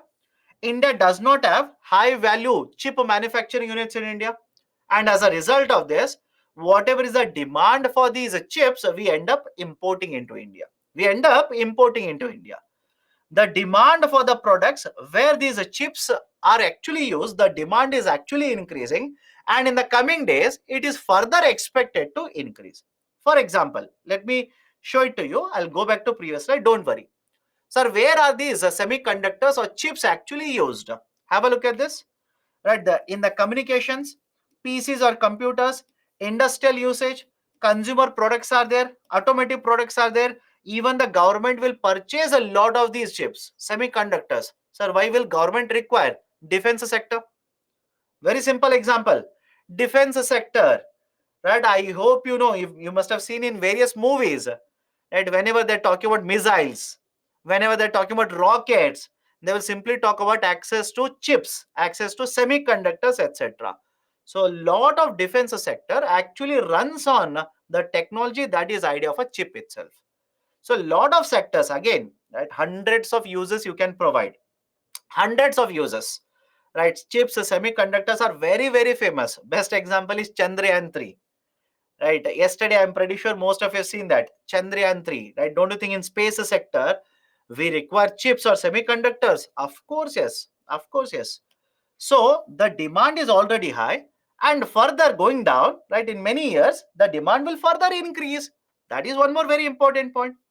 And what works in favor of India? What is the point in favor of India? Please understand this. To manufacture the semiconductors, transistors, wafers, right, chips, etc., you require skilled manpower. Please remember this, right? You require skilled manpower. You cannot use, right, a semi-skilled labor. You cannot use low-skilled labor or unskilled labor. You actually require very, very highly skilled labor for this. And thankfully, right, this is the point in favor of India. That is, out of the total skilled labor pool which can be used for the manufacturing of semiconductors, India accounts for around 20% of this workforce. This is a point in favor of India. Please remember this. Yes, I know electricity is not in favor of us, right? Water supply not in favor of us, investment not in favor of us. I do understand limitations are there, but what is working in favor of India? India already has a huge amount of a labor talent which can be used for manufacturing of semiconductors. That is basically in favor of India. Okay, next. Now, is it that only Indian government is promoting right, investment in chips, investment in semiconductors, wafers, etc.? No, right? Many countries have realized that, right? New oil. In fact, there is a term, semiconductors is the new oil now, right? All of you are okay with this particular statement? Semiconductors is the new oil, right? A new commodity. So it's not just India that it is promoting more and more investment. Across the globe, many countries are doing it. For example, USA government, right? USA government, in fact, USA government basically has implemented a act to promote a chip manufacturing, semiconductor manufacturing. They have an act by the name of Chips Act. Even European countries are promoting manufacturing of chips. Government of India is promoting, Japanese government is promoting, right? UK government is promoting. China has been the global leader, right? These countries, USA, right, UK, India, very recently have started promoting all of this, but China has been the global leader. And in fact, please remember this. Please remember this. China has one of the highest number of companies to manufacture chips. In fact, although it is very contentious, Taiwan, all have heard of Taiwan? Taiwan is the major producer of these chips and semiconductors. China counts it as part of it, right? So China has large number of companies, large number of investment is there to manufacture these chips. In fact, please remember this. In the earlier webinar also, that is last month's webinar, I talked about critical minerals. Correct? Do you remember that? I talked about critical minerals. And in the manufacturing of semiconductors, wafers, transistors, etc., right? Basically, critical minerals play a very important role, right? Critical minerals play a very important role in manufacturing of these semiconductors. And that is a precise reason last month China basically has imposed licensing restrictions on the export of gallium and germanium, Ga and Ge. Gallium and germanium. China has imposed licensing requirements, licensing restrictions on gallium as well as germanium. And what is the impact of it? Now it is expected that because most of the global production of gallium and germanium is done in China, because export restrictions have been imposed there, now these exports to other countries such as India would be affected. That is how China controls. China controls most of this manufacturing and supply of semiconductors. And considering this only, considering this kind of a leading role that China plays, USA government couple of months ago imposed its own restrictions. Right? Even before this restriction on GA and GE, USA government imposed restrictions regarding technology sharing with Chinese companies. The government of USA stated that any technology that is produced by USA companies, which can be used in the manufacturing of semiconductors, chips, etc., that technology now will not be shared with Chinese economy. That restriction has been imposed by government of USA. So I hope you understand. It's basically right, a competition in the global market now. Competition in the global market regarding rare earth metals, manufacturing of semiconductors, chips, etc., etc. Okay. Now, what are the benefits? Right, before benefits, let me show you reforms. What kind of reforms government of India has implemented? We have implemented production linked incentives. Right, for example, in the manufacturing of mobile phones, electronic components, etc., we have implemented production linked incentives, under which basically around 4 to 6%, again from one sector to another sector it will vary, around 4 to 6% of incentives, right, based on, right, the sales, based on the sales, 4 to 6% incentives are provided to the companies. Okay. Apart from this, there is one more scheme, specs scheme, right, a scheme for promotion of manufacturing of electronic components and semiconductors, specs scheme. Under this, please have a look at this. This scheme was implemented from 2020. Very recently it has been extended. And under this scheme, what is the advantage? Certain electronic products are covered under this. And if you are manufacturing the identified electronic components, whatever is your capital expenditure, 1/4 of this capital expenditure will be provided to you. I'll repeat the statement here. What is the specs scheme? There are certain electronic components which have been identified under the specs scheme. If you are manufacturing that electronic component in India, then whatever is your capital expenditure, 1/4 of it, 25% of it will be provided by the government. That is called as specs. Very recently it was there in the newspaper. Please be very, very careful. Apart from this, right, there is one more initiative of the government, DLI, Design Linked Initiative. DLI, Design Linked Initiative. And some of you worried about these schemes. My dear, these schemes are very technical in nature. I hope you understand. These schemes are very, very technical in nature. I suddenly used the term wafers. Some of you started asking, what is wafer? We can discuss ours together, how semiconductors are manufactured, right? How wafers are used to manufacture the semiconductors, chips, etc. But all of that is not necessary for UPSC. Right? All of that is not necessary. This is very, very complicated area. Very complicated. Right? You don't have to do a detailed study about how semiconductors are manufactured. That is not required. Technologically, it requires a lot of understanding.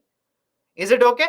Now, apart from this, a third initiative, design linked initiative or design linked incentive, DLI scheme. Under this, the government of India will basically provide up to 50% of the project cost. Up to 50% of the cost of the project, or up to 50% of the expenditure for the project will be provided, but a maximum of 15 crore rupees. Maximum is 15 crore rupees. Okay. Right. So basically, again, these are initiatives. Please have a glance. As far as I'm concerned, do not do a detailed study about these initiatives. These are very technical in nature. Now, what are the benefits? What are we expecting from these kind of initiatives? Point number one, we will be able to attract lot of investments. All of you okay with this? We'll be able to attract a lot of these investments. That's the point number one. Second, if we are going to attract investment in semiconductor manufacturing, that will also create employment. Although please understand, there's a concern regarding this as well. What is a concern regarding this employment generation? Do you think, right, this employment generation will be done for low level skilled jobs as well? Do you think that this employment will be created for a semi skilled labor? No, this employment will be only for highly skilled labor, right? Because please remember, this investment requirement is very high. This is capital intensive. I repeat, investment requirement is very high. This is capital intensive, but this is not going to create huge number of jobs. That is a mistake. It will not create huge number of jobs. It is not labor intensive. Okay. Third, import dependence automatically will come down. If we can manufacture, right, automatically there is no need to import. Atmanirbharta, self-reliance will be promoted, will help in promotion of self-reliance. The demand for the products, right, where the transistors are required, where wafers are required, chips are required, semiconductors are required, demand for these products is continuously going to increase, which means there is already an existing demand which is further going to increase for semiconductors in India. So there is a huge potential for production, sales of semiconductors. Okay, right? So these are some of the benefits. But having said so, what are the concerns? What are the issues? Point number one, right? This is going to require huge amount of investment. I hope you understand. You cannot invest 2 crore rupee, you cannot invest 5 crore rupee and assume you will set up a semiconductor manufacturing unit. That will never happen. You will have to invest in thousands of crores of rupees. You can check how much is right the proposal, right? How much is the proposal by Vedanta company? How much is the proposal by American company? Thousands of crores of rupees has to be invested, right? It is very much capital intensive, right? Very much capital intensive. Setting up units involves a long time period. You cannot set up a manufacturing unit within a short period of time. It will take a long period of time.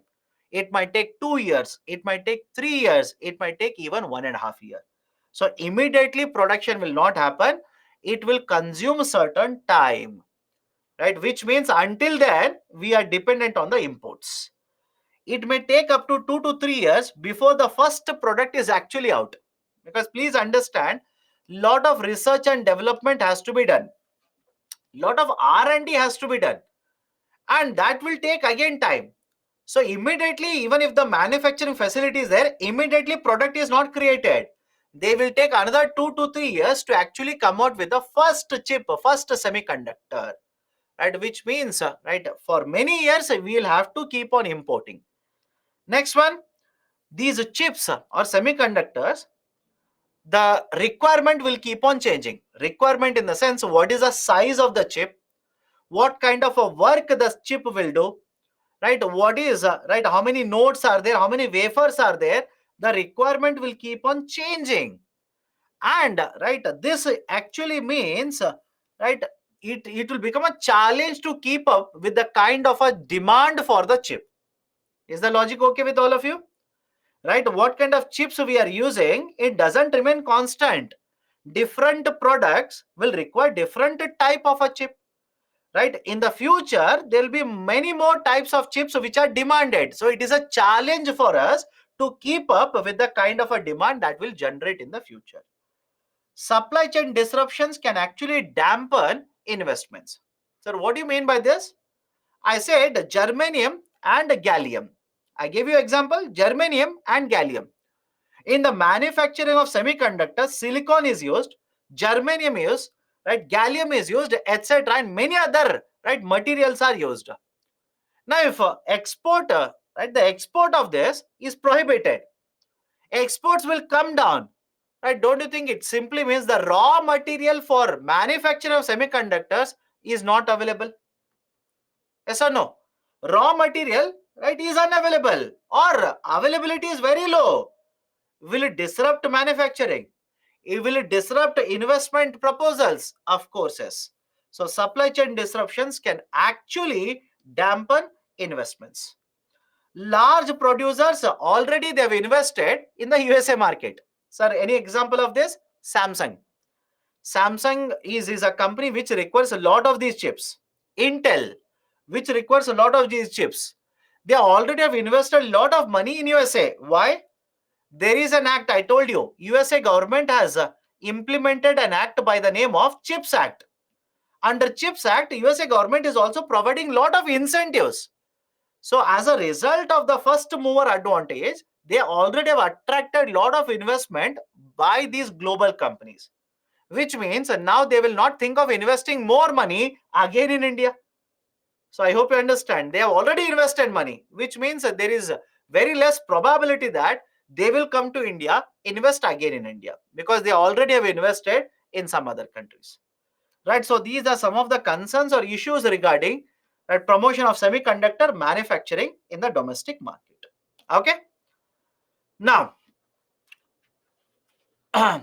any questions?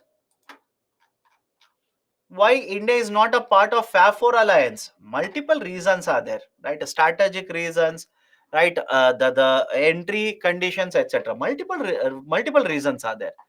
But we are also purchasing license with the new PCs. But after some time, Windows show the notification like your window is copyright. My dear, that licensing is different, and this licensing is different.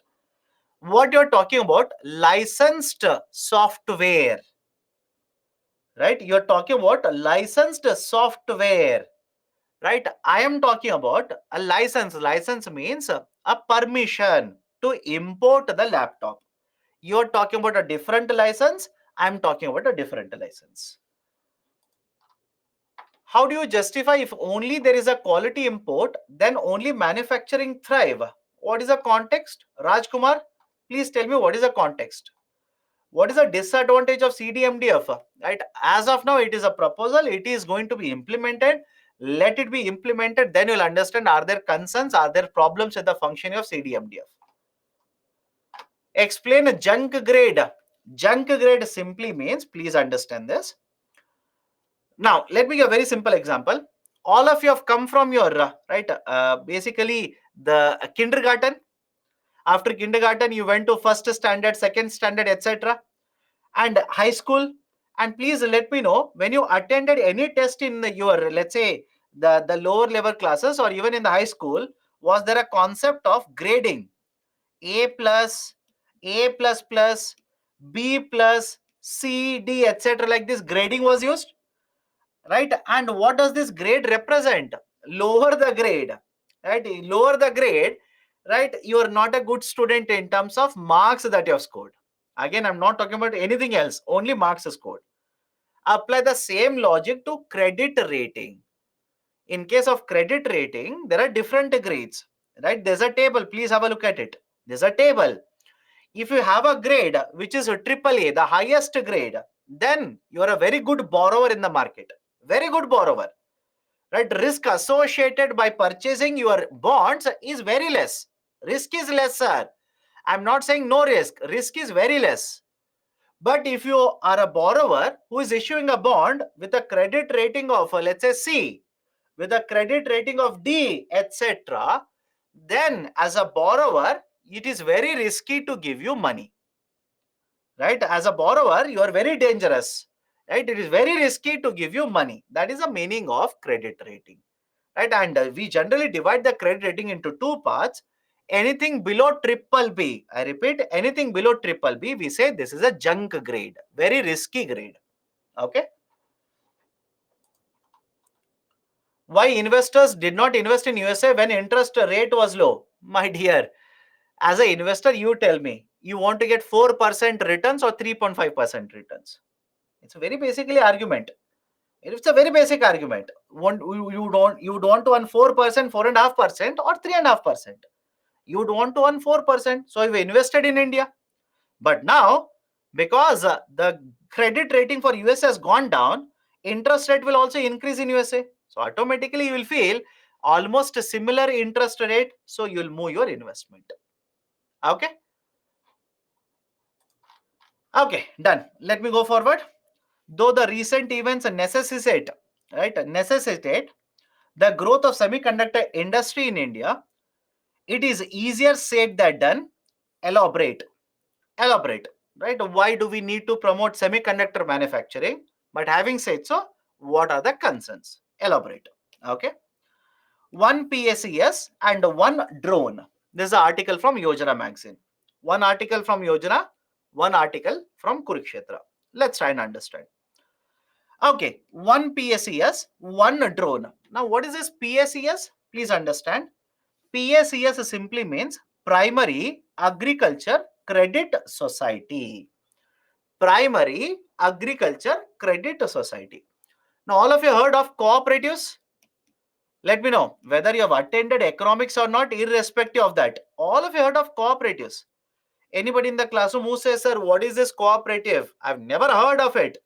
Then it simply means you have not even consumed milk in the India.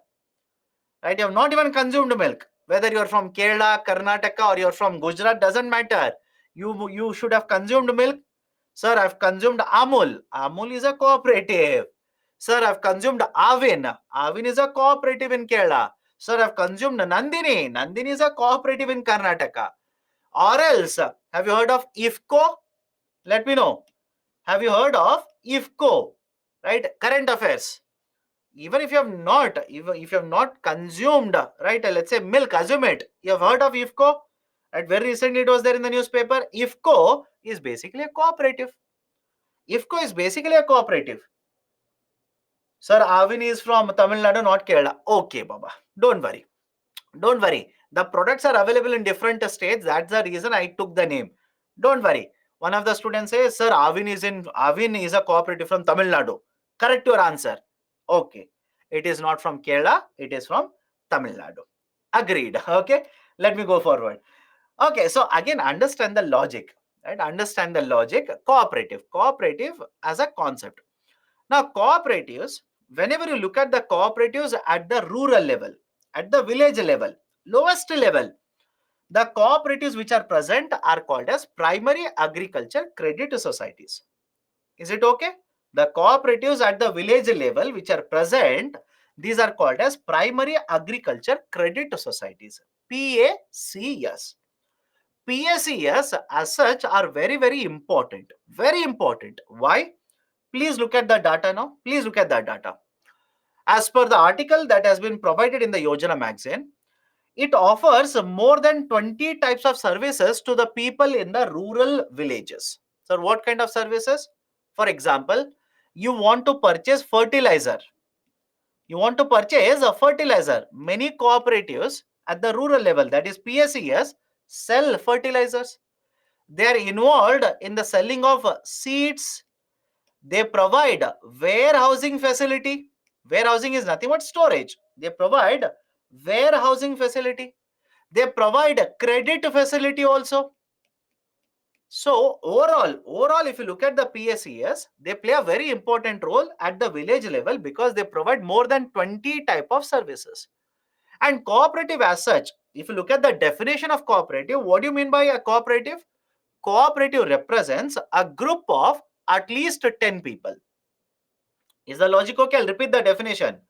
Right? What do you mean by cooperative? Cooperative is nothing but it's a group of 10 plus people, 10 or more than 10 people who are adults, who are above the age of 18 years. So if 10 people come together, they can form a cooperative in India. So when you talk about PSES, Primary Agriculture Credit Societies, who are the members in these particular cooperatives? More than 13 crore farmers. More than 13 crore farmers are actually the members of these primary agriculture credit societies, right? So that is the importance of primary agriculture credit societies, right? So they are playing a very important role in villages.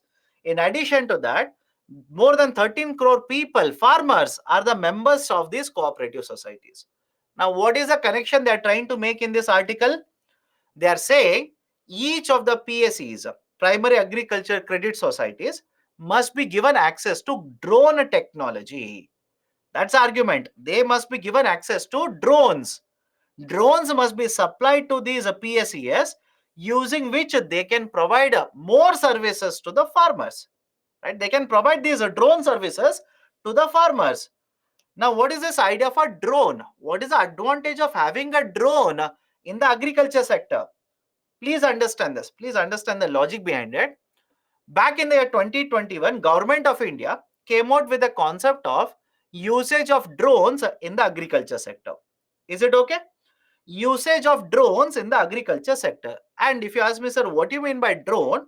Drone is nothing but it is a type of unmanned aerial vehicle. You've heard of this? UAV. UAV, unmanned aerial vehicle. Drone is a type of unmanned aerial vehicle. Unmanned means nobody is sitting in the vehicle. Right? I hope you understand. If I want to put in a very simple term, nobody is sitting in that vehicle. Somebody outside the vehicle is actually operating it. Sir, what do you mean by that? Have you seen aeroplanes? Aeroplanes, Indigo aeroplane, right? Or Akasa, whatever it is. You've seen aeroplanes. In the aeroplanes, in the cockpit, pilots are sitting. But in case of UAVs, the pilots or the operators are outside the UAV, right? They will use certain controls to operate it. That's the reason these are called as unmanned aerial vehicles. So from 2021, Government of India is actually promoting the concept of usage of drones in the agriculture sector. Why? What is the need for this? Right, as per government documents, these are the advantages. One, if I can use, right, let's say a drone, can I find out how much fertilizer is supposed to be applied in a particular, let's say, a plantation? Right, that is, let's say, sir, what do you mean by this? Imagine this is the land on which I'm cultivating.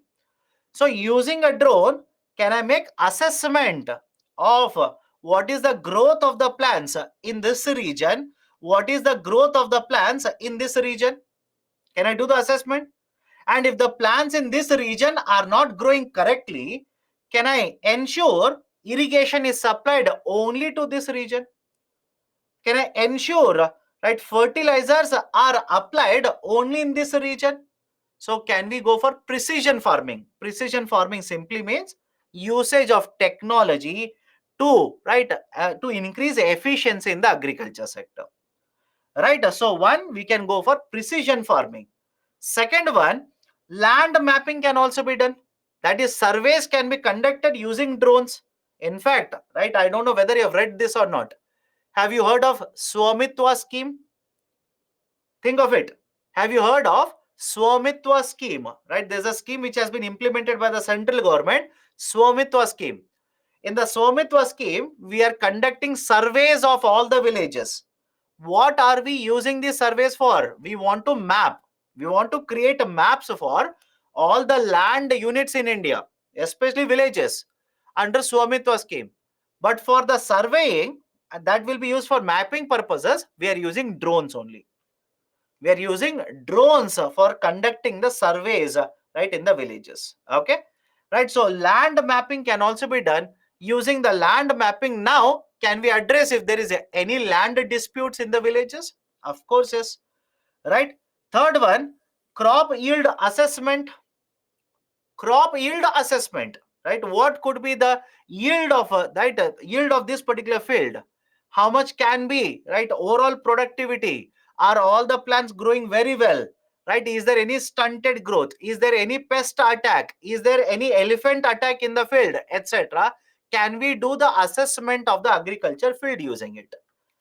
Can we use drones for applying fertilizers, insecticides, etc.? Government says yes. Very well, you can do this. You can use right, drones for spraying insecticides, for spraying of, right, fertilizers. And the government itself says if you use the drones in agriculture sector for, let's say, spraying of these insecticides or fertilizers, compared to usage of human labor, I repeat, compared to usage of human labor, it will be much cheaper for you. It will be much cheaper. Sir, how so? As per government documents, using a drone, you can apply insecticide in 1 hectare of land within 15 minutes. Within 15 minutes, you can apply in 1 hectare of land fertilizers or insecticides. Whereas if you use human labor, you'll have to use it for multiple hours to finish, right? To finish application for 1 hectare. So fertilizer spraying can be done. And because we're using machinery here, We are not handling the fertilizers or insecticides directly. All of you okay with this? Right? Because we are using a machine here, we are not using or we are not directly getting in touch with, contact with the fertilizers or insecticides, which are nothing but chemicals. So can I say because of this, the incidences of skin burn, incidences of spillage on other people, all these kinds of incidences, accidents will automatically come down. Right? So these are some of the very important advantages. We can increase the crop yield. How? Right? Indian crops are prone to pest attacks. Drone can be used to apply pesticides much more effectively.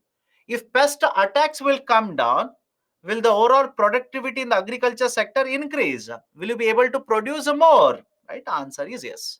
Insecticides, pesticides can be applied much more effectively using the drones, and that will improve the yield of agriculture sector. And as the drones can be used for multiple purposes, these can reduce the cases of accidents which are taking place in the agriculture sector. Right? So these are some of the very important advantages that the government of India says drones can provide. Drones can provide to the agriculture sector. Now, what is the connection? Many of you are asking, what is the connection between the drone and agriculture sector? My dear, point number one. Is it okay if I say primary agriculture credit societies are present in villages? Think of it. They are present in villages. Is the point okay with all of you? Point number two. Now we have established that drones can be used to improve the productivity production of agriculture sector. Point number three. Do you think all the farmers can afford drones? Think of it. Can all the farmers afford the drones? Can they pay for the drones? No, they do not have so much amount of money. So government of India, right, already has implemented certain reforms. I'll talk about it now. To promote access to drone technology to the farmers. Government doesn't want the farmers to purchase the drones. They don't want them to purchase. But can they take it on lease basis? Think of it. Can they take it on lease basis? Right? That is, a company will come, right? They will come with a drone and they will provide the services, and the farmer will pay nominal money to a company which will provide the services. That is the argument of government of India. Now, what if the PSEs which are already present in the villages will be given the assistance by the government to purchase the drones and provide it to farmers? Now, all the dots are connected. All of you okay? Right? What is the connection between a PSES and the drone? Now the dots have been connected. Right? Why doesn't government of India provide subsidies for the PSES so that they will take the drones and provide these services to the farmers? Because the PSES are present in the rural market, in the villages itself. Now, what reforms earlier have been implemented by the government to promote drone technology? Government has announced drone rules in 2021 to make India a global hub for drone manufacturing and, right, the promotion of usage. Government also has approved a PLI in the manufacturing of drone components. Right, already PLI scheme is there for drone manufacturing. It is expected that drone component industry will attract a $500 billion investment in the next few years. And apart from this, government also has a scheme by the name of Submission on Agriculture Mechanization. Submission on Agriculture Mechanization, SMAM, Submission on Agriculture Mechanization. Under Submission on Agriculture Mechanization, government says 100% cost of the drone or up to 10 lakh rupees, whichever is lesser, will be provided by the government to Krishi Vigyana Kendras or agriculture universities. They are allowed to purchase the drones up to 10 lakh rupees. Up to 10 lakh rupees will be provided by the government. And what is the use of it? Please tell me. All of you are okay with this statement? Krishi Vigyana Kendras or agriculture universities will assist farmers in India? Yes or no? Many of these agriculture universities provide training to the farmers, provide services to the farmers. Right, up to 75% cost for the drone purchasing will be provided for FPOs. What is FPO? Farmer Producer Organization. Farmer Producer Organization. Up to 4 lakh rupees or 40% of the cost of the drone, whichever is lesser, will also be provided for custom hiring centers. CHC stands for Custom Hiring Centers. That is, these are the centers which will provide these equipments for hire purposes, for lease purposes. They will provide these services and charge nominal money for providing these services. These are called as custom hiring centers. So the argument is simple here. Government is already promoting, right, the drone technology for many of these. Why not provide assistance even to the PSES so that they can purchase the drone and start providing services at nominal prices to the farmers? In addition to this, I have given you 2 articles. Now it is your homework. You'll have to read both of these articles. Again, not related to Yojana article, but what is given in these articles, 2 articles? What reforms, other reforms? What are the other reforms that have been undertaken by the government to promote stability of primary agriculture credit societies? What other reforms have been taken by the government to promote revenue generation, stability of primary agriculture credit societies? Right, there are 2 articles, please read those. Okay, done. Right, one more article, 3 articles. Okay, so what is the proposal given in the Yojana magazine? Each of the PSES must be provided with the grant to purchase a drone, and when they will purchase the drone, they will provide the services. They will provide the services to the farmers. They'll be able to earn a certain income through this. And when the drones will be purchased, the services will be provided. This will also create certain jobs at the village level. So this is what has been proposed, right, in this article published in the Yojana magazine. Done? Anybody has any kind of a doubt? So a question on this. The PSES play an important role in the development at the lowest tier. In this regard, discuss the reforms proposed by the government to strengthen the primary agriculture credit societies. What reforms have been undertaken? Discuss those reforms. Now, if you ask me, sir, what is the answer to that? I've given you 3 articles plus the proposal of giving a grant to purchase a drone. You can write based on that. Okay. Last article for the day, organic farming. Right, small article. Let me discuss organic farming. First and foremost, what do you mean by organic farming? What is the meaning of organic farming? Simple. It is a type of agriculture practice. It is a type of a practice in the agriculture sector where, rather than being dependent on chemical inputs, for example, chemical fertilizers, rather than, right, being dependent, using chemical fertilizers or chemicals for production, we will go natural. We will not be using chemicals. Whatever is naturally available, we will use those in the form of fertilizers as well as pesticides. So without usage of the chemicals, if you conduct a farming, it is called as organic farming. Right? That is the agriculture practice.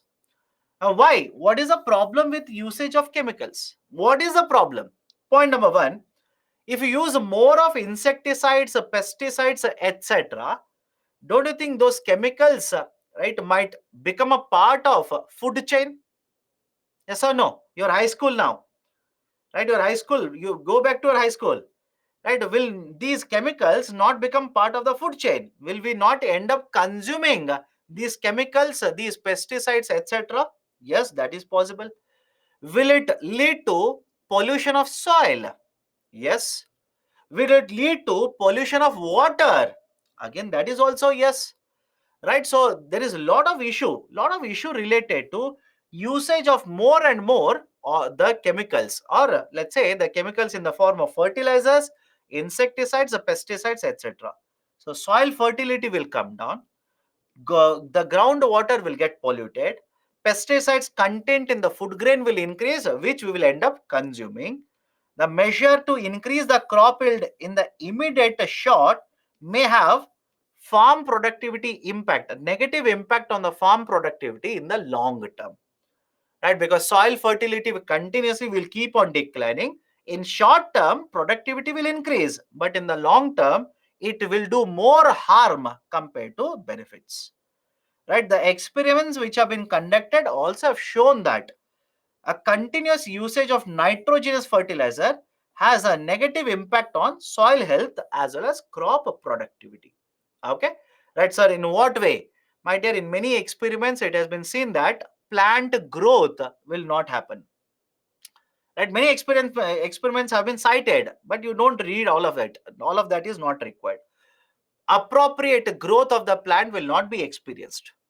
Right? The productivity of the plants over a period of time will come down. Plants will become stunted. Stunted means length, right? That is height of the plants will not be obtained. So many experiments have been conducted. There has been a negative impact of more and more chemical fertilizer consumption.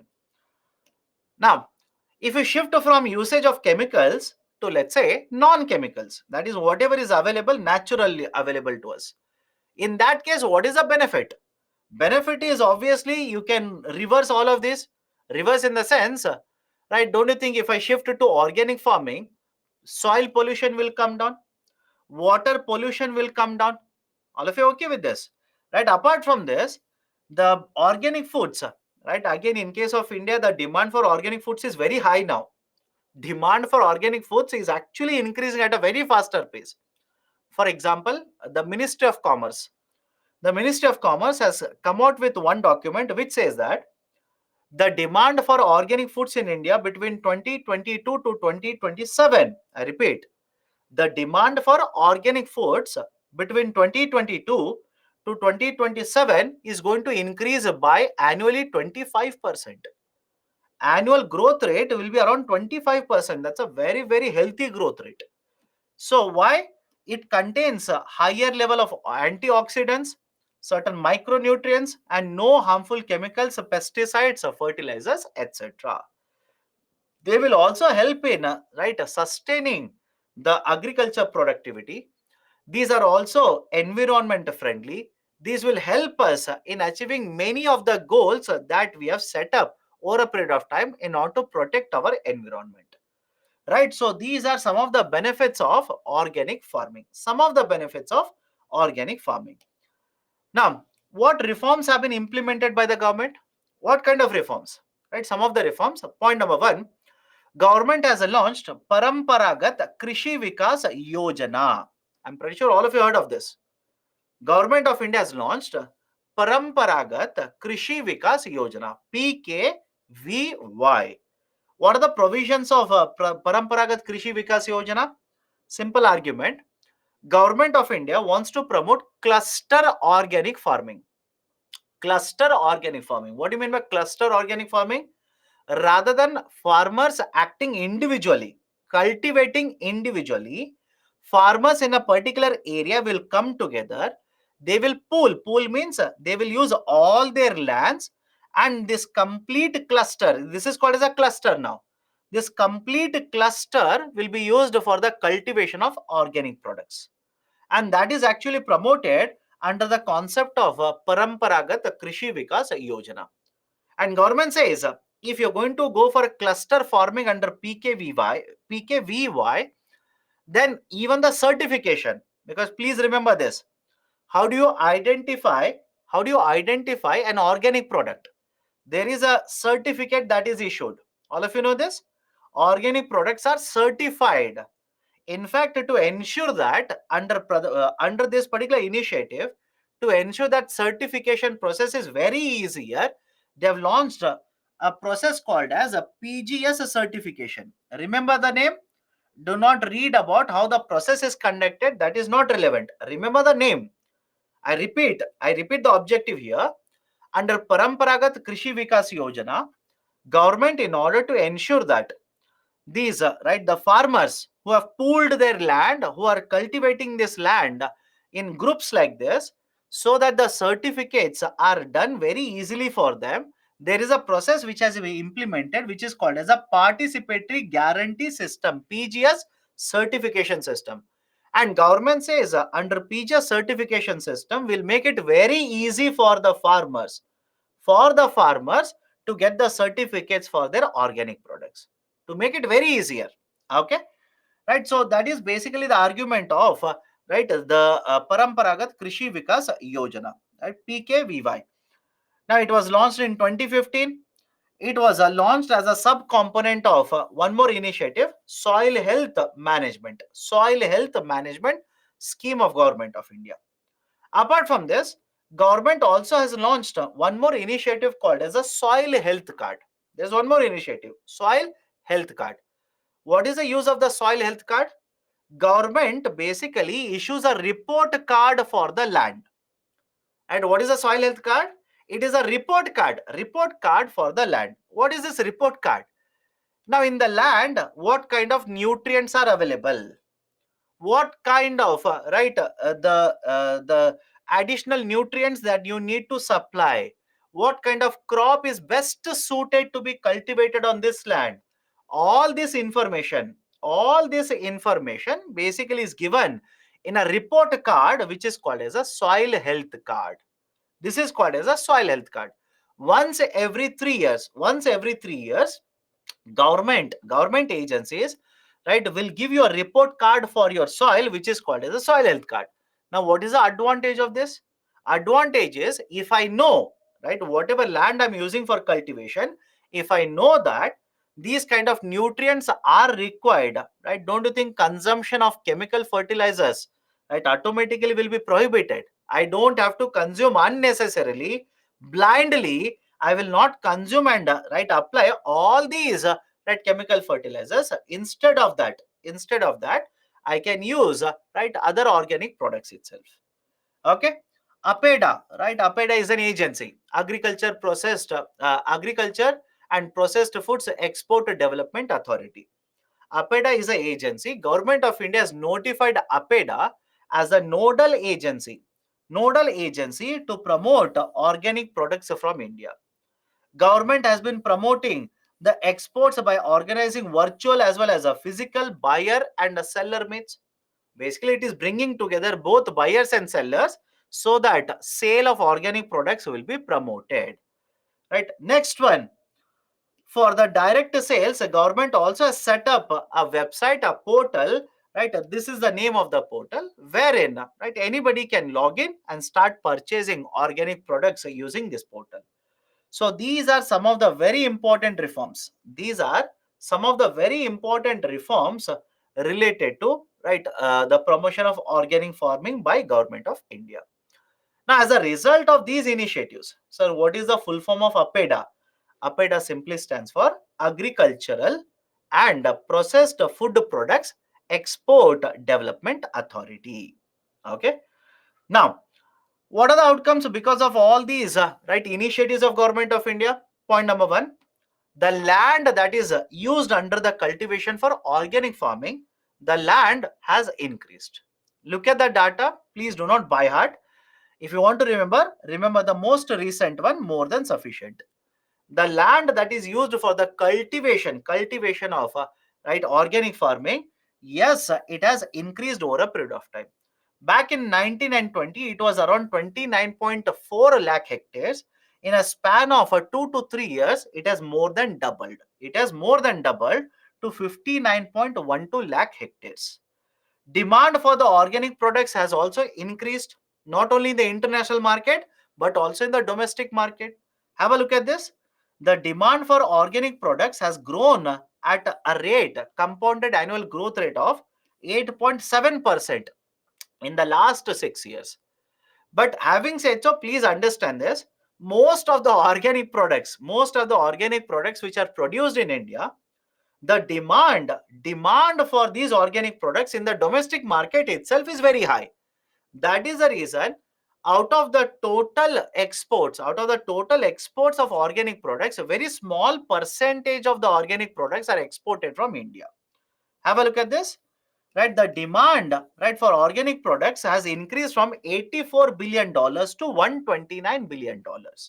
But out of this, just a fraction of it, out of $129 billion, just a fraction of it, right, a three-fourth of a billion, that is $771 million worth of organic products are exported from India. It's not that we have lesser production in India. Do not misunderstand this point. Sir, but in international market, so much demand is there. We are not exporting. No, that is not the meaning of it. In fact, in case of India, production of organic products has actually increased. But the demand for the organic products in the domestic market itself is very, very high. And because it is very high, we are exporting lesser to the international market. That is the point here. Please remember this. Indian exports are lower because of a higher demand in the domestic market itself. Apart from this, right, at the state level, which states have the highest farm under organic farming, which state has 100% organic farming, etc. The data is given. MP, that is Madhya Pradesh. MP, that is Madhya Pradesh, has the highest land under organic farming, that is 0.7 million hectares. And this 0.7 million hectares accounts for over 27% of total cultivated area.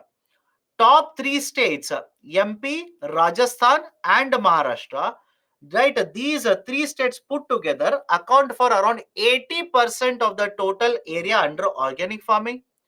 In 2016, Sikkim has become the first state to basically, right, ensure that all the land that is used for cultivation is used for organic farming itself. Right, all of it is used for organic farming. Right, that is the reason they will say Sikkim has become the first state to have 100% of the land under organic farming. Is it okay? Right, now what are the concerns or challenges? What are the concerns and challenges regarding organic farming? Right, amongst the farmers there is a lack of awareness. Large number of farmers even today are not aware of what is the advantage related to organic farming, how to do organic farming, are there any initiatives, etc., etc. That awareness is lagging in terms of right, the number of farmers who are covered under this. Now when you shift from right, the normal farming to organic farming, you will have to use a lot of the inputs which are naturally available to you. But please understand, because the dependence on chemical inputs are very high, lot of farmers use chemical inputs. Availability of chemical inputs is very easy. You can easily get access to chemical fertilizers, chemical, right, let's say insecticides, chemical pesticides, etc. But availability of these natural products, availability for the farmers is very less in India. And that is the reason the cost of inputs, right, cost of inputs for organic farming, cost of inputs is slightly higher. Okay, what should be the marketing channel? Right, what should be the marketing channel? Because in all the places in India, you do not have unified demand for organic products. The demand for organic products is much higher in cities compared to, right, villages. So if they want to market it, they will have to produce, get the certificate, then move the products to urban centers so that they'll be able to sell. And moreover, one more concern regarding the adoption of organic products has been the price of the products. The price of the products is very high compared to a normal product. Organic products are slightly costlier, which means affordability is also concerned regarding, right, consumption of organic products. Many of the times the crops under organic farming are prone to illness, are prone to insecticide attacks, etc. That will have a larger impact on the production as well as productivity under organic farming. Done? Right, so these are some of the concerns, right, which the article has raised in the context of organic farming. So last question for the day: discuss the importance of organic farming and the reforms undertaken by the government to promote organic farming. 15 marker, 250 words. So these are all the 6 articles that I wanted to cover for today. If there are any questions, please do let me know. Is a CDMDF a government run institution? I cannot strictly say it is a government run institution. It has been set up by SEBI. SEBI is a statutory authority. Okay. Sir, aren't there any WTO subsidies concerns regarding design incentive scheme? No. As of now, design incentive scheme has not attracted any kind of complaints under WTO.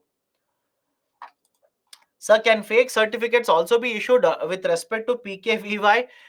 There is a concern, but please understand government, right, and government agencies, they conduct a lot of inspection and they have cracked down on many of these, right, let's say the people in the market who ended up actually issuing fake certificates. There have been certain crackdowns imposed by the government.